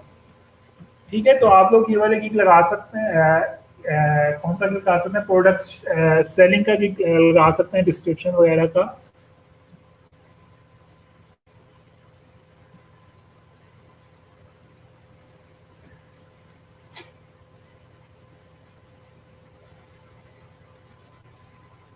अच्छा, उसके अलावा मैं यहाँ पे वकार सैदर का शुक्रिया अदा करना चाहूँगा कि इन्होंने यहाँ पे 2 पोस्ट क्रिएट किए हैं, काफ़ी हेल्पफुल हैं, जिससे आप स्टूडेंट्स को हेल्प हो सकती है। जिसमें कीवर्ड प्लानर अगर किसी का नहीं चल रहा है तो वकार सैदर की पोस्ट को फॉलो कर लें। ठीक है, उन्होंने स्टेप बाय स्टेप बताया हुआ है कि किस तरह से आप इसको कीवर्ड प्लानर को कर सकते हैं अगर आपके पास ये वर्क नहीं कर रहा है। प्रोडक्ट डिस्क्रिप्शन का आप यहाँ पे देखें कितने, सिर्फ यहाँ पे अगर हम लोग प्रोडक्ट डिस्क्रिप्शन की बात करें तो आप यहाँ पे देखें कितने लोगों ने गिग लगाया हुआ है। यहाँ पे सिर्फ है 1097 लोगों ने गिग लगाया हुआ है, यानी कि कंपटीशन कम है। तो आपको इसके अंदर ऑर्डर आने के चांसेस ज़्यादा हैं, तो आप इसको ज़रूर ट्राई करें। हाँ जी, आपके बैच की हैं, अनीज़े शाहिद। ठीक है, और आप लोग यहाँ पर भी देखें तकरीबन जिन जिन लोगों ने गिग बनाया हुआ है तकरीबन तमाम लोगों को ही ऑर्डर आए हुए हैं। मुझे तक यहाँ पे कोई गिग ऐसा नजर नहीं आया जिसके ऊपर अभी तक ऑर्डर ना आया हो। सबको ही ऑर्डर आए हुए हैं, और काफी सारे लोगों को तो 1000 से ज्यादा भी ऑर्डर आए हुए हैं, और ये सारे के सारे पाकिस्तानी, ये भी बता दूं आपको। आप ये वाला गिग लगा सकते हैं, ये कोई मुश्किल गिग नहीं है। ये देखें, I will write SEO optimize Shopify product description. अभी मैंने आपको बेसिक बताया, कल इंशाल्लाह हम लोग, मैं यही चीज़ आपको ऑप्टिमाइज करना बताऊंगा कि इसको हम लोग सर्च इंजन फ्रेंडली मजीद किस तरह से बना सकते हैं। अभी हम लोगों ने बहुत बेसिक चीज़ पढ़ी है राइटिंग की, हम इसको बाद में कर सकते हैं। ठीक है, अच्छा जी, यहाँ पे मैं आपका क्वेश्चन आंसर का सेशन शुरू करने वाला हूँ, तो अगर आपको कोई क्वेश्चन है तो आप लोग यहाँ पर पूछ सकते हैं। कोई भी मिलती है आर्टिकल राइटिंग कोई? हाँ जी, प्रोडक्ट डिस्क्रिप्शन की कैटेगरी, प्रोडक्ट डिस्क्रिप्शन की कैटेगरी, प्रोडक्ट डिस्क्रिप्शन की कैटेगरी जो है वो बिजनेस के अंदर है, सब कैटेगरी प्रोडक्ट के नाम से, और मेरे ख्याल से आर्टिकल राइटिंग के अंदर भी है, लेकिन आप बिजनेस वाली सिलेक्ट करें। ठीक है, उसके अंदर है प्रोडक्ट डिस्क्रिप्शन के, उसके अंदर कोई टेस्ट वेस्ट की भी जरूरत नहीं है जहाँ तक मुझे याद है। कोई मिलती है आर्टिकल राइटिंग की, क्या मतलब कोई बुक मिलती है? आपने बुक क्यों पढ़नी है? बुक्स को छोड़ दें, प्रैक्टिकल वर्क करें। बुक्स पढ़ने के लिए अभी तक कितने ज़्यादा यूनिवर्सिटी के अंदर 16 जमातें पढ़ ली हैं, उसके अंदर बुक्स पढ़ी हैं इतनी, बस कर में बुक्स को पढ़ना। आपने कहा था कि अपने ब्लॉग पे यूट्यूब से वीडियो लगा सकते हैं, इसमें कॉपीराइट नहीं। अगर आप यूट्यूब से वीडियो उठा रहे हैं, चले मैं आपको ये बता देता हूँ यूट्यूब से वीडियो। अच्छा, जरा फटाफट से मैं यहाँ पे, अभी आप लोग अपने क्वेश्चंस को बिल्कुल यहाँ पे स्टॉप कर दें। अभी मैं एक बंदे का क्वेश्चन का जवाब दे दूँ, उसके बाद आपने शुरू करना है। ठीक है, वरना मुझसे क्वेश्चन मिस हो जाता है। बिल्कुल यहाँ पे रुक जाए, क्वेश्चन करना यहाँ पे बिल्कुल रुक जाए।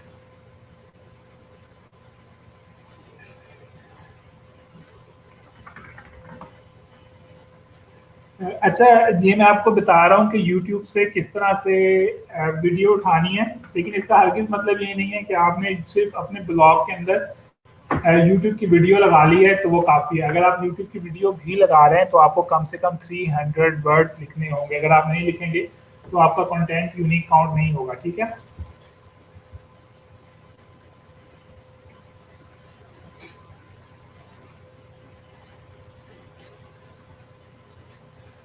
मेरे पास से लॉगिन हो रहा है, मैं ज़रा स्क्रीन चेंज करता हूँ ताकि आप सब लोगों को नज़र आ जाए कि आप YouTube से किस तरह से वीडियो उठा सकते हैं। ये हमारे पास ब्लॉगर है। ठीक है, मैं इसी पोस्ट को ऐड कर ले, एक नई पोस्ट क्रिएट करता हूँ। मैं एक नई पोस्ट मैंने क्रिएट की, और मैं चाहता हूँ कि ये वाली जो YouTube की वीडियो है वो कहाँ पर आए, मेरे ब्लॉग के ऊपर नजर आए। मैं करूँगा इस वीडियो को ओपन करूँगा, और आप लोगों ने हमेशा नोट किया होगा कि YouTube की वीडियो के नीचे कुछ ऑप्शंस होती हैं। उसके अंदर एक ऑप्शन क्या होती है? उसके अंदर एक ऑप्शन होती है शेयर की ऑप्शन होती है। ठीक है, आप शेयर के ऊपर क्लिक करेंगे शेयर के ऊपर क्लिक करने के बाद आपके पास एक ऑप्शन आएगी इम्बेड की, खुल जाता है। ये आपने उसे ओपन किया, यहाँ पे जो आपके पास पहली ऑप्शन आ रही है वो इम्बेड की ऑप्शन आ रही है, आपने इसके ऊपर क्लिक करना है। ठीक है, उसके बाद आपको यहाँ पे एक कोड नजर आएगा, आपने इस कोड को कॉपी करना है, अपने ब्लॉगर के ऊपर आना है। ठीक है, यहाँ पे आपने जहाँ पे भी आप वीडियो लगाना चाहते हैं वहां पे अपने माउस को लेकर जाना है। यहाँ टॉप के ऊपर आपको HTML व्यू मिलेगा, आपने HTML व्यू के ऊपर क्लिक करना है। तो वो जो कोड आपने कॉपी किया था उसको आपने यहाँ पर पेस्ट कर देना है। ठीक है, फिर आप इसको दोबारा से इसके ऊपर क्लिक करेंगे तो आपके पास ये वीडियो यहाँ पर आपको नजर आने लग जाएगी। अब मैं आपके यहाँ पे टेस्टिंग यूट्यूब वीडियो टाइटल बनाकर मैं आपको पब्लिश करके दिखा भी देता हूँ कि ये किस तरह से नजर आएगी। अब मैं इसको व्यू में देखता हूँ और देखता हूँ कि मुझे किस तरह से नजर आ रही है वीडियो। अब मैं अपने ब्लॉग के ऊपर गया हूँ। ठीक है, और यहाँ पर ये जो पोस्ट थी, इंटरनेट आज वक्त स्लो चल रहा है। ठीक है, ये इतने पोस्ट ओपन हो रही है, फटाफट से हो जाओ यार। ये देखें, यहाँ पे मैंने पोस्ट बनाई थी, ये वीडियो मेरे ब्लॉग के ऊपर आ गई है। ठीक है, इसके ऊपर कोई बंदा क्लिक करेगा तो यहाँ पर ये प्ले हो जाएगी। ठीक है, इस तरह से आप क्या कर सकते हैं, यूट्यूब की वीडियो को लगा सकते हैं। लेकिन अगेन से यूट्यूब की वीडियो का लगाने का हरगिज मतलब ये नहीं है कि यूट्यूब की वीडियो लगा ली है तो कुछ लिखना नहीं पड़ेगा, लिखना फिर भी पड़ेगा। ठीक है सर, हर चीज़ का अलग अलग से ब्लॉग बनाते हैं के बजाय एक ब्लॉग बना लें। जाम मोहम्मद आसिफ, ऐसा यकीनन आप कर सकते हैं, लेकिन अगर आप एक ही ब्लॉग के अंदर काफ़ी सारी चीज़ें डालेंगे तो आपका कंपटीशन बहुत ज़्यादा हो जाएगा। ठीक है, इसका जवाब मैंने वैसे बहुत ज़्यादा डिटेल में मंडे के जो लेक्चर उसके अंदर दिया हुआ है, आप उसको जाकर देखें। शुरू का थोड़ा सा पैरा के अंदर मैंने इसको डिफाइन किया हुआ है, उसको जरूर देखिएगा। ठीक है, बिट रेट क्या होता है? बिट रेट आपने कहाँ पे पढ़ा है? बिट रेट बोली को कहते हैं। बिट रेट आपने पढ़ा कहाँ पे? अच्छा, अगर आपने कीवर्ड रिसर्च से रिलेटेड बात कर रहे हैं बिट रेट की, तो अगेन से इसका बहुत डिटेल लेक्चर हुआ है, आप मंडे का लेक्चर जाकर देखें या आप बल्कि फ्राइडे का लेक्चर भी देखें। सर, एक ही ब्लॉग में मैंने पोस्ट क्रिएट कर सकते हैं? बिल्कुल, एक ही ब्लॉग के ऊपर आप काफ़ी सारे पोस्ट क्रिएट कर सकते हैं, लेकिन वो सारी की सारी आपके ब्लॉग से रिलेटेड होनी चाहिए। फॉर एग्जांपल, अगर आपने फैशन के ऊपर ब्लॉग बनाया है तो आप उसके ऊपर स्पोर्ट्स की बात नहीं कर सकते हैं। इसमें तो इंग्लिश टेस्ट नहीं, इसमें इंग्लिश टेस्ट नहीं मांगते हैं। और आपको बता दूं कि फाइवर के टेस्ट बहुत बेसिक टेस्ट हैं, आपको उसके आंसर गूगल से भी मिल जाते हैं। मोबाइल के ऊपर आंसर देखें और लैपटॉप के ऊपर उसका वो करें।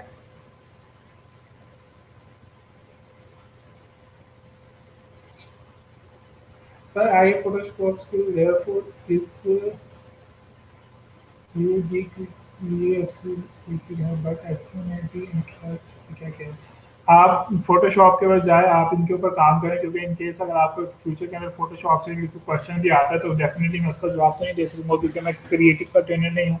तो जो चीज़ आपको मैं सिखा रहा हूँ आप कोशिश करें उसके ऊपर डील करना है। अमेजोन और शॉपिफाई जो है ये कोई सॉफ्टवेयर नहीं है, ये वेबसाइट नहीं, ये इंस्टॉल नहीं होती है। अगर यूट्यूब वीडियो लगाएं तो अगर आप यूट्यूब वीडियो जिस तरह से मैंने आपको बताया अगर आप इस तरह से लगाएंगे तो ये कॉपीराइट नहीं आएगा। अब बिल्कुल मोर कीवर्ड जो है वो आपको ज़्यादा बेनिफिट देंगे। अब आप सब लोग यहाँ पे रुक जाए, मैं आपको बताता हूँ मोर कीवर्ड से क्या मुराद है। मोर कीवर्ड से मुराद ये है कि अगर आप एक आर्टिकल लिख रहे हैं सिंपल मेहंदी डिज़ाइन के ऊपर, तो इसके अंदर आप क्या कर सकते हैं, आप इसके अंदर रिलेटेड कीवर्ड्स डाल सकते हैं। रिलेटेड कीवर्ड से क्या मुराद है, जब आप यहाँ पे गूगल के ऊपर जाते हैं तो आपको यहाँ पर कुछ कीवर्ड्स नज़र आते हैं। ठीक है, ये एक तो यहाँ पर नज़र आते हैं, दूसरा जब आप इसको स्क्रॉल डाउन करेंगे, स्क्रॉल डाउन जब आप करते हैं तो आपको इसको स्लाइड करता हूँ, आपको यहाँ पर भी रिलेटेड कीवर्ड्स नज़र आते हैं। ठीक है, तो आप क्या कर सकते हैं, इन कीवर्ड्स को अपने आर्टिकल के अंदर ऐड कर सकते हैं। इससे आपको ज़्यादा फायदा होगा। इससे फायदा ये होगा कि अगर कोई बंदा ये वाला कीवर्ड सर्च कर रहा है तो आपका आर्टिकल नजर आ जाएगा, अगर कोई बंदा ये वाला कीवर्ड सर्च कर रहा है तो आपका आर्टिकल नजर आ जाएगा, ये वाला कीवर्ड सर्च कर रहा है तो आपका आर्टिकल नजर आ जाएगा। ये सेम वही टेक्निक है जो कि हम लोगों ने फाइवर का गिग बनाते थे। सीखी थी, ठीक है। तो आपने क्या करना है, फॉर एग्जांपल अगर आप जो भी आर्टिकल लिख रहे हैं उसको सर्च करें, उसके बाद जो रिलेटेड कीवर्ड्स आ रहे हैं आप कोशिश करें कि इन कीवर्ड्स को भी नेचुरल तरीके से अपने आर्टिकल के अंदर इंक्लूड करने की कोशिश करें ताकि आपको उससे फायदा हो, ठीक है। बाकी इसके ऊपर कल मैं मजीद डिटेल में बताऊंगा जब हम लोग एसईओ पढ़ेंगे भी एसईओ से रिलेटेड क्वेश्चन। अच्छा, इस समय मेरा फाइवर अकाउंट का पता नहीं क्या हो जाता है जी, बनाओ टेस्ट स्टार्ट होने के बजाय रीटेक टेस्ट की ऑप्शन आ जाती है, टेस्ट स्टार्ट ही नहीं होता। और ये मोहम्मद खान, मैंने आपको पहले ही बताया था कि आपने एक दफ़ा टेस्ट दे दिया है, वो आपका फेल हो गया है, या शायद आपने शायद 2 दफ़ा टेस्ट दे दिया, वो फेल हो गया, तो आपके पास ये दोबारा जो ऑप्शन है वो 3 महीने के बाद आएगी, तो इसलिए आप दूसरी कैटेगरीज के ऊपर काम करें। फाइवर का टेस्ट अगर आप एक दफ़ा फेल कर लेते हैं तो 24 घंटे के बाद आपके पास दोबारा ऑप्शन आती है, लेकिन अगर आप 2 दफ़ा फेल कर लेते हैं तो आपकी ये ऑप्शन है वो 3 महीने के बाद आती है। किचन एसेसरीज की फॉर एग्जांपल अगर आप एक सेकेंड, मैं यहाँ पे किचन एसेसरी का लिख कर भी दे देता हूँ थोड़ा सा आपको। सबसे आसान तरीका यही है कि आप लोग दूसरे लोगों के ब्लॉग पर जाएं और देखें उन लोगों ने किस तरह से किचन एसेसरीज वगैरह के ऊपर लिखा हुआ है आर्टिकल, ठीक है। उसके अलावा यहाँ पे जितने भी स्टूडेंट हैं वो अपनी अटेंडेंस लगा लें, और जिन लोगों ने अटेंडेंस नहीं लगाई है मैंने आपको बताया है कि काफ़ी सारे स्टूडेंट्स हैं, जैसे कि रहीमिया खान के स्टूडेंट्स हैं, इनके अटेंडेंस जो है वो नहीं लग रही है टाइम के ऊपर, ठीक है। और मैंने आपके साथ डीजी खान के स्टूडेंट की लिस्ट भी शेयर की थी, उनकी काफ़ी ज़्यादा जो स्टूडेंट्स हैं वो एब्सेंट होते हैं। तो आपको पहले ही बताया था कि हम हर वीक जो है यहाँ से उन स्टूडेंट्स को रिमूव कर रहे हैं जो कि पर मैं फ्राई पैन की आपको तो डिस्क्रिप्शन लिख कर दे देता हूँ। अटेंडेंस नहीं लगा रहे हैं, ठीक है, तो अपनी अटेंडेंस को पूरा करें, वरना ये देखें जी हमारे पास फियाज हैदर ने सोल्यूशन बताया है कि अगर आप 2 दफ़ा फेल हो गए हैं टेस्ट तो फिक्र की बात कोई नहीं है, आप लोग क्या कर सकते हैं, आप लोग दोबारा से नया अकाउंट बना सकते हैं, ठीक है। ये है पाकिस्तानी दिमाग जो कि हर चीज़ के अंदर अव्वल है, ठीक है। ये डीजी खान के स्टूडेंट्स हैं जिनकी अटेंडेंस है, ये मंडे का सॉरी वेडनेसडे की अटेंडेंस है, और ये आप उनके नाम दे सकते हैं। अभी मैं ये पूरी लिस्ट जो है वो लगाने वाला हूँ। अच्छा देखिए जी, हमारे पास ये आया हुआ है और हमारे क्लाइंट ने हमें कहा है कि मुझे इस फ्राई पैन के ऊपर एक आर्टिकल लिख कर दो, ठीक है। तो मैं यहाँ पे 2 चीज़ें इकट्ठी ओपन करने की कोशिश करता हूँ इस तरह से। फॉर एग्जांपल मेरे क्लाइंट ने मुझे कहा है कि मुझे आर्टिकल चाहिए और जो आर्टिकल है वो इस चीज़ के ऊपर होना चाहिए, ठीक है। तो मैं यहाँ से क्या कर सकता हूँ, मैं इसको एडिट कर सकता हूँ।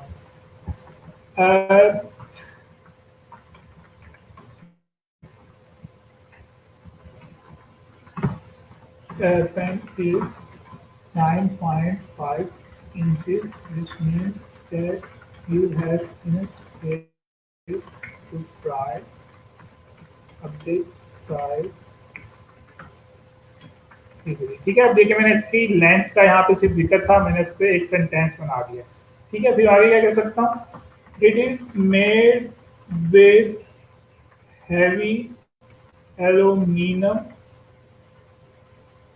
which aim to provide it even heating and better frying results, ठीक है। अब ये यहाँ पे एक लाइन लिखी हुई थी कि ये चीज़ जो है वो एल्यूमिनियम की बनी हुई है, मैंने इसको क्या किया है, इसका एक पूरा सेंटेंस बना दिया है, क्योंकि मुझे पता है कि इसका फ़ायदा क्या क्या हो सकता है। तो आप इस तरह से इसको लिख सकते हैं, मैंने सिर्फ 2 वर्ड के ऊपर पूरा 2 पैराग्राफ बना दिया, ठीक है।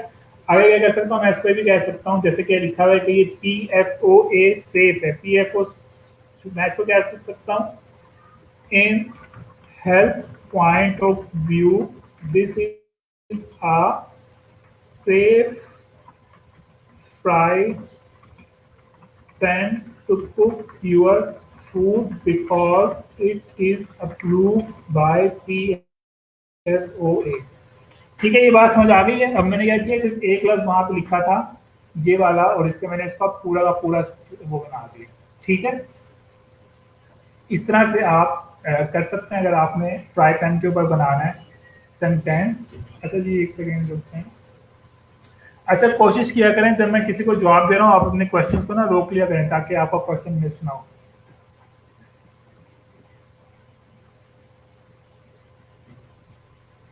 ब्लॉगर पे जो भी पोस्ट लगाते हैं वो दूसरे बंदे को कहाँ और कैसे मैसेज होगी?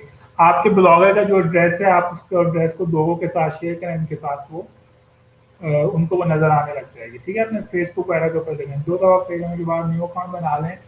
रहीना खान की लिस्ट अभी मैं लिस्ट जो है जैसे लेक्चर खत्म होगा मैं आपके साथ दोनों रहीना खान की और डीजी खान की जो है वो कर दूंगा। ठीक है, आप अपनी अटेंडेंस के ऊपर जरूर गौर करें। कल भी मैं चेक कर रहा था, हमारे जो मैंने कल वाला लेक्चर दिया था उसको तकरीबन 302 स्टूडेंट ने देखा है जो, लेकिन जब हम लोग अटेंडेंस की बात कर रहे हैं तो वहाँ पे हार्डली 180 या 200 तक लोगों ने लगाया, यानी कि 100 स्टूडेंट ऐसे थे जिन्होंने लेक्चर तो कल देखा था, बाद में चाहे देखा हो लेकिन उन्होंने वहाँ पे अटेंडेंस नहीं लगाई। ठीक है, तो उससे क्या नुकसान होगा उन्हें उन्हें उससे ये नुकसान होगा कि अभी तक तो वो लेक्चर देख रहे हैं, जब उनकी अटेंडेंस जैसी कम होगी तो उनको जब डी रोल कर दिया जाएगा तो मजीद वो लेक्चर नहीं देख सकेंगे। तो इस बात का जरा ख्याल रखें। इसका सोल्यूशन यही है कि आप दोबारा से नया अकाउंट बना लें। सर फर्स्ट टाइम भी मिस्टेक से फेल हुआ था विदाउट टेकिंग एनी क्वेश्चन के बाद स्टार्ट में हुआ ट्रेड हो गया। आपका मेरे ख्याल से दोनों दफा फेल हो गया है और इसलिए आपके पास ऑप्शन नहीं आ रही। मोहम्मद खान ड्रामा ड्रामा के I have already done. Sir कल वाली इंडिया औरत के बारे में बताइएगा, आज आपने कहा था मैं करूँगा। ये मैंने कल बता तो दिया था आप लोगों के साथ, शेयर क्यों की थी स्टोरी। सर ने बताया था, हाँ देखिए अभी बताया, मैंने कल ये बताया था। अगर हम किसी आर्टिकल गूगल से लेकर चेंज करें जैसे कि आपने किया है और कोई और बंदा इस तरह का चेंज करे जिस तरह से मैंने किया। अच्छा जी, इस तरह से नामुमकिन सी बात है, यानी कि दो बंदे एक ही चीज को सेम तरीके से चेंज नहीं कर सकते, ये बिल्कुल नामुमकिन सी बात है। वही तो पूछना है। जैसे कि फयाज हैदर ने भी कहा है कि दो लोग सेम नहीं कर सकते हैं। Sir book description drama movie की ये मैंने भी मेरे ख्याल से बताया है मूवी डिस्क्रिप्शन के बारे में, तो आप उसके आइडिया ले सकते हैं। सर लाइट नहीं होती सुबह, सर लाइट नहीं होती तो आपने रात के 11 बजे से पहले पहले जो है अटेंडेंस की लेंथ कितनी होनी चाहिए, प्रोडक्ट डिस्क्रिप्शन की लेंथ कितनी होनी चाहिए आपको आपका क्लाइंट बताएगा, या आप अपने गिग के अंदर मेंशन कर देंगे। चेक करें कि दूसरे लोग कितनी डिस्क्रिप्शन लिख रहे हैं। आमतौर पे 300 से 500 वर्ड की डिस्क्रिप्शन होती है, इससे लेंथी नहीं होती। सर मैं फाइबर का एडिट के लिए ऑर्डर नहीं आया। सलीम खान आपका जो गिग है क्या आपने उसकी बाय रिक्वेस्ट सेंड की है? क्या चीज़ है उसमें मुश्किल नहीं है, तो ऑर्डर कैसे होगी? वकार अली ऑर्डर सेल जब होंगे जब आपने एक अच्छा गिग बनाया होगा और आप बाय रिक्वेस्ट सेंड कर रहे होंगे डेली बेसिस के ऊपर। आपने लेक्चर में भी कहा था किसी ड्रामे का बताना है, आपने मैंने ड्रामे का बताना है सर, इसका टाइम होता है। अच्छा जी सर जब मैं थीम डाउनलोड करती हूँ तो डाउनलोड के बाद वो ओपन नहीं होती। आपके पास थीम इसलिए डाउनलोड के बाद ओपन नहीं होती क्योंकि आपके पास विन रे का जो सॉफ्टवेयर होता है, यहाँ पे लिख भी देता हूँ,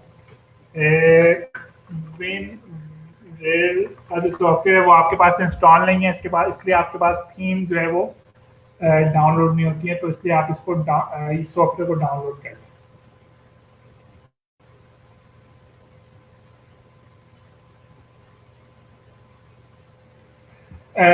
जो टेक्निकल लैंग्वेज में जो यहाँ पे हम लोग यहाँ पे टेक्निकल नहीं बना रहे, यानी कि हम लोग सिर्फ जो फ्रंट के ऊपर वेबसाइट नजर आती है ब्लॉग के ऊपर हम लोगों ने वो बनाई है, उसके पीछे जो कोडिंग है हम लोग वो नहीं सीख रहे हैं क्योंकि वो हमारा टॉपिक नहीं है, वो टेक्निकल स्टूडेंट का टॉपिक है।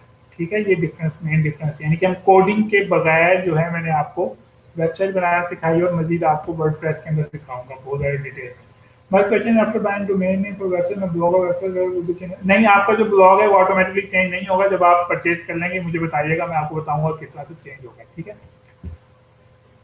मेन कैटेगरी के अलावा भी बाकी कीवर्ड्स आप चेंज कर सकते हैं, टेस्ट बिल्कुल ऐसा भी कर सकते हैं। Sir without send buy request order नहीं, विदाउट सेंडिंग बाय रिक्वेस्ट आपके पास ऑर्डर आ सकते हैं, बल्कि आपकी जो क्लासमेट हैं, 2 क्लासमेट्स को आपको ऑर्डर आए हुए हैं, उनको जो ऑर्डर आए हैं वो totally without sending buy request ही आए। उनको क्यों विदाउट बाय रिक्वेस्ट आए हैं? क्योंकि उन्होंने अपना गिग बहुत ज़बरदस्त बनाया हुआ है, उन्होंने टाइटल ज़बरदस्त लिखा हुआ है, उन्होंने इमेज ज़बरदस्त बनाया हुआ है, उन्होंने डिस्क्रिप्शन के अंदर बहुत डिटेल के अंदर बताया हुआ है कि वो क्या चीज़ सेल कर रहे हैं, इसलिए उनको विदाउट बाय रिक्वेस्ट सेंड किए ही ऑर्डर आ गए। ठीक है, प्री प्रोडक्ट में इन प्रोडक्ट डिस्क्रिप्शन भी प्री प्रोडक्ट से क्या मुराद है? ये कहाँ पे वर्ड पड़ा है? मुझे इसका आइडिया नहीं हो रहा, थोड़ा सा बताएं इसको, थोड़ा सा क्लियर। प्री प्रोडक्ट में प्रोडक्ट डिस्क्रिप्शन फाइबर के ऊपर क्या ये टर्म यूज हुई थी है? कहाँ पे ये टर्म यूज हुई है, थोड़ा सा बताएं। सर जी, आज मैंने लेक्चर अपने ब्लॉग का चेक किया। क्या लिखा है मुझे ये समझ नहीं आ रही। मैंने अच्छा, प्लेजरिज्म। प्लेजरिज्म इसलिए है क्योंकि आपने कोई चीज़ दूसरे की कॉपी पेस्ट की होगी या रीराइट करते हुए उसको इतना यूनिक नहीं किया होगा, इसलिए आ रहा है।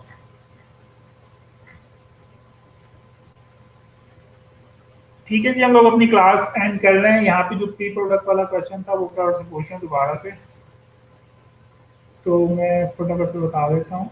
इतने आप लोग यहाँ पर डीजी खान के जो स्टूडेंट्स हैं as compare to Rahimiya Khan, उनकी जो अटेंडेंस है वो कम है, तो मैं यहाँ पे एक बार से दिखा रहा हूँ। अगर आपका नाम यहाँ पे आ रहा है तो आपने फटाफट से अपने लैब मैनेजर से कांटेक्ट करें। लैब मैनेजर की डिटेल्स जो है वो मैंने आपके साथ काफ़ी दफ़ा शेयर की हुई है। मैं फिर जो एक दफ़ा शेयर कर देता हूँ आपके लैब मैनेजर की डिटेल्स। ये है आपके लैब मैनेजर्स की डिटेल्स। इसका फटाफट से एक स्क्रीनशॉट ले लें।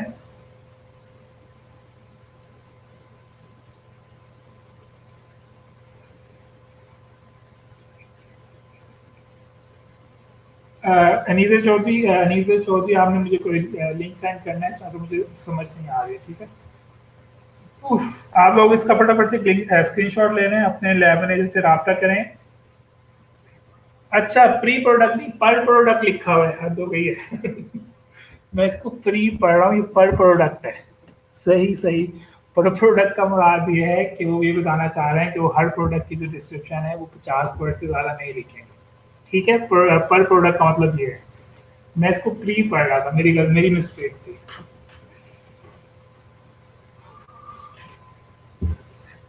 अच्छा, आपने शुरू में लिखा हुआ भी प्री ही है, आपने पढ़ नहीं लिखा, आपने प्री ही लिखा है शुरू में। पर प्रोडक्ट है। अच्छा, यहाँ पे नोट कर लें अपने लैब मैनेजर का नंबर। हसन जो है वो डीजी खान के, अदील जो है वो रीना खान के, इनके व्हाट्सएप हैं। मैं आप लोगों की अटेंडेंस शेयर करने वाला हूँ। अगर कोई भी मसला है तो आपने जाके फटाफट से अपने लैब मैनेजर को कॉल करनी है या उनको व्हाट्सएप मैसेज करना है और अपना मसला सुलझाना है ताकि आपकी अटेंडेंस हो। ठीक है, आमतौर पर जो अटेंडेंस का मेन इशू होता है वो ये होता है कि आप लोगों ने अपना CNIC नंबर जो है ना वो गलत लिखा होता है, या तो वो पूरा नहीं लिखा होता या उसके अंदर प्रॉपरली डैश वैश जो होते हैं वो नहीं डाले होते। ठीक है, उस वजह से आपके अटेंडेंस के अंदर ज़्यादा इशू होते हैं। सादकाबाद की जो अटेंडेंस लिस्ट है ना, जहाँ आपने वो रहीमिया खान के अंदर ही आई है क्योंकि आप लोगों ने रहीमिया खान के लिए अप्लाई किया था। ठीक है, चलें जी, आप लोगों से कल मुलाकात होगी। और अभी मैं आप लोगों को कोई मज़ेदार सी असाइनमेंट देता हूँ। अल्लाह हाफिज़।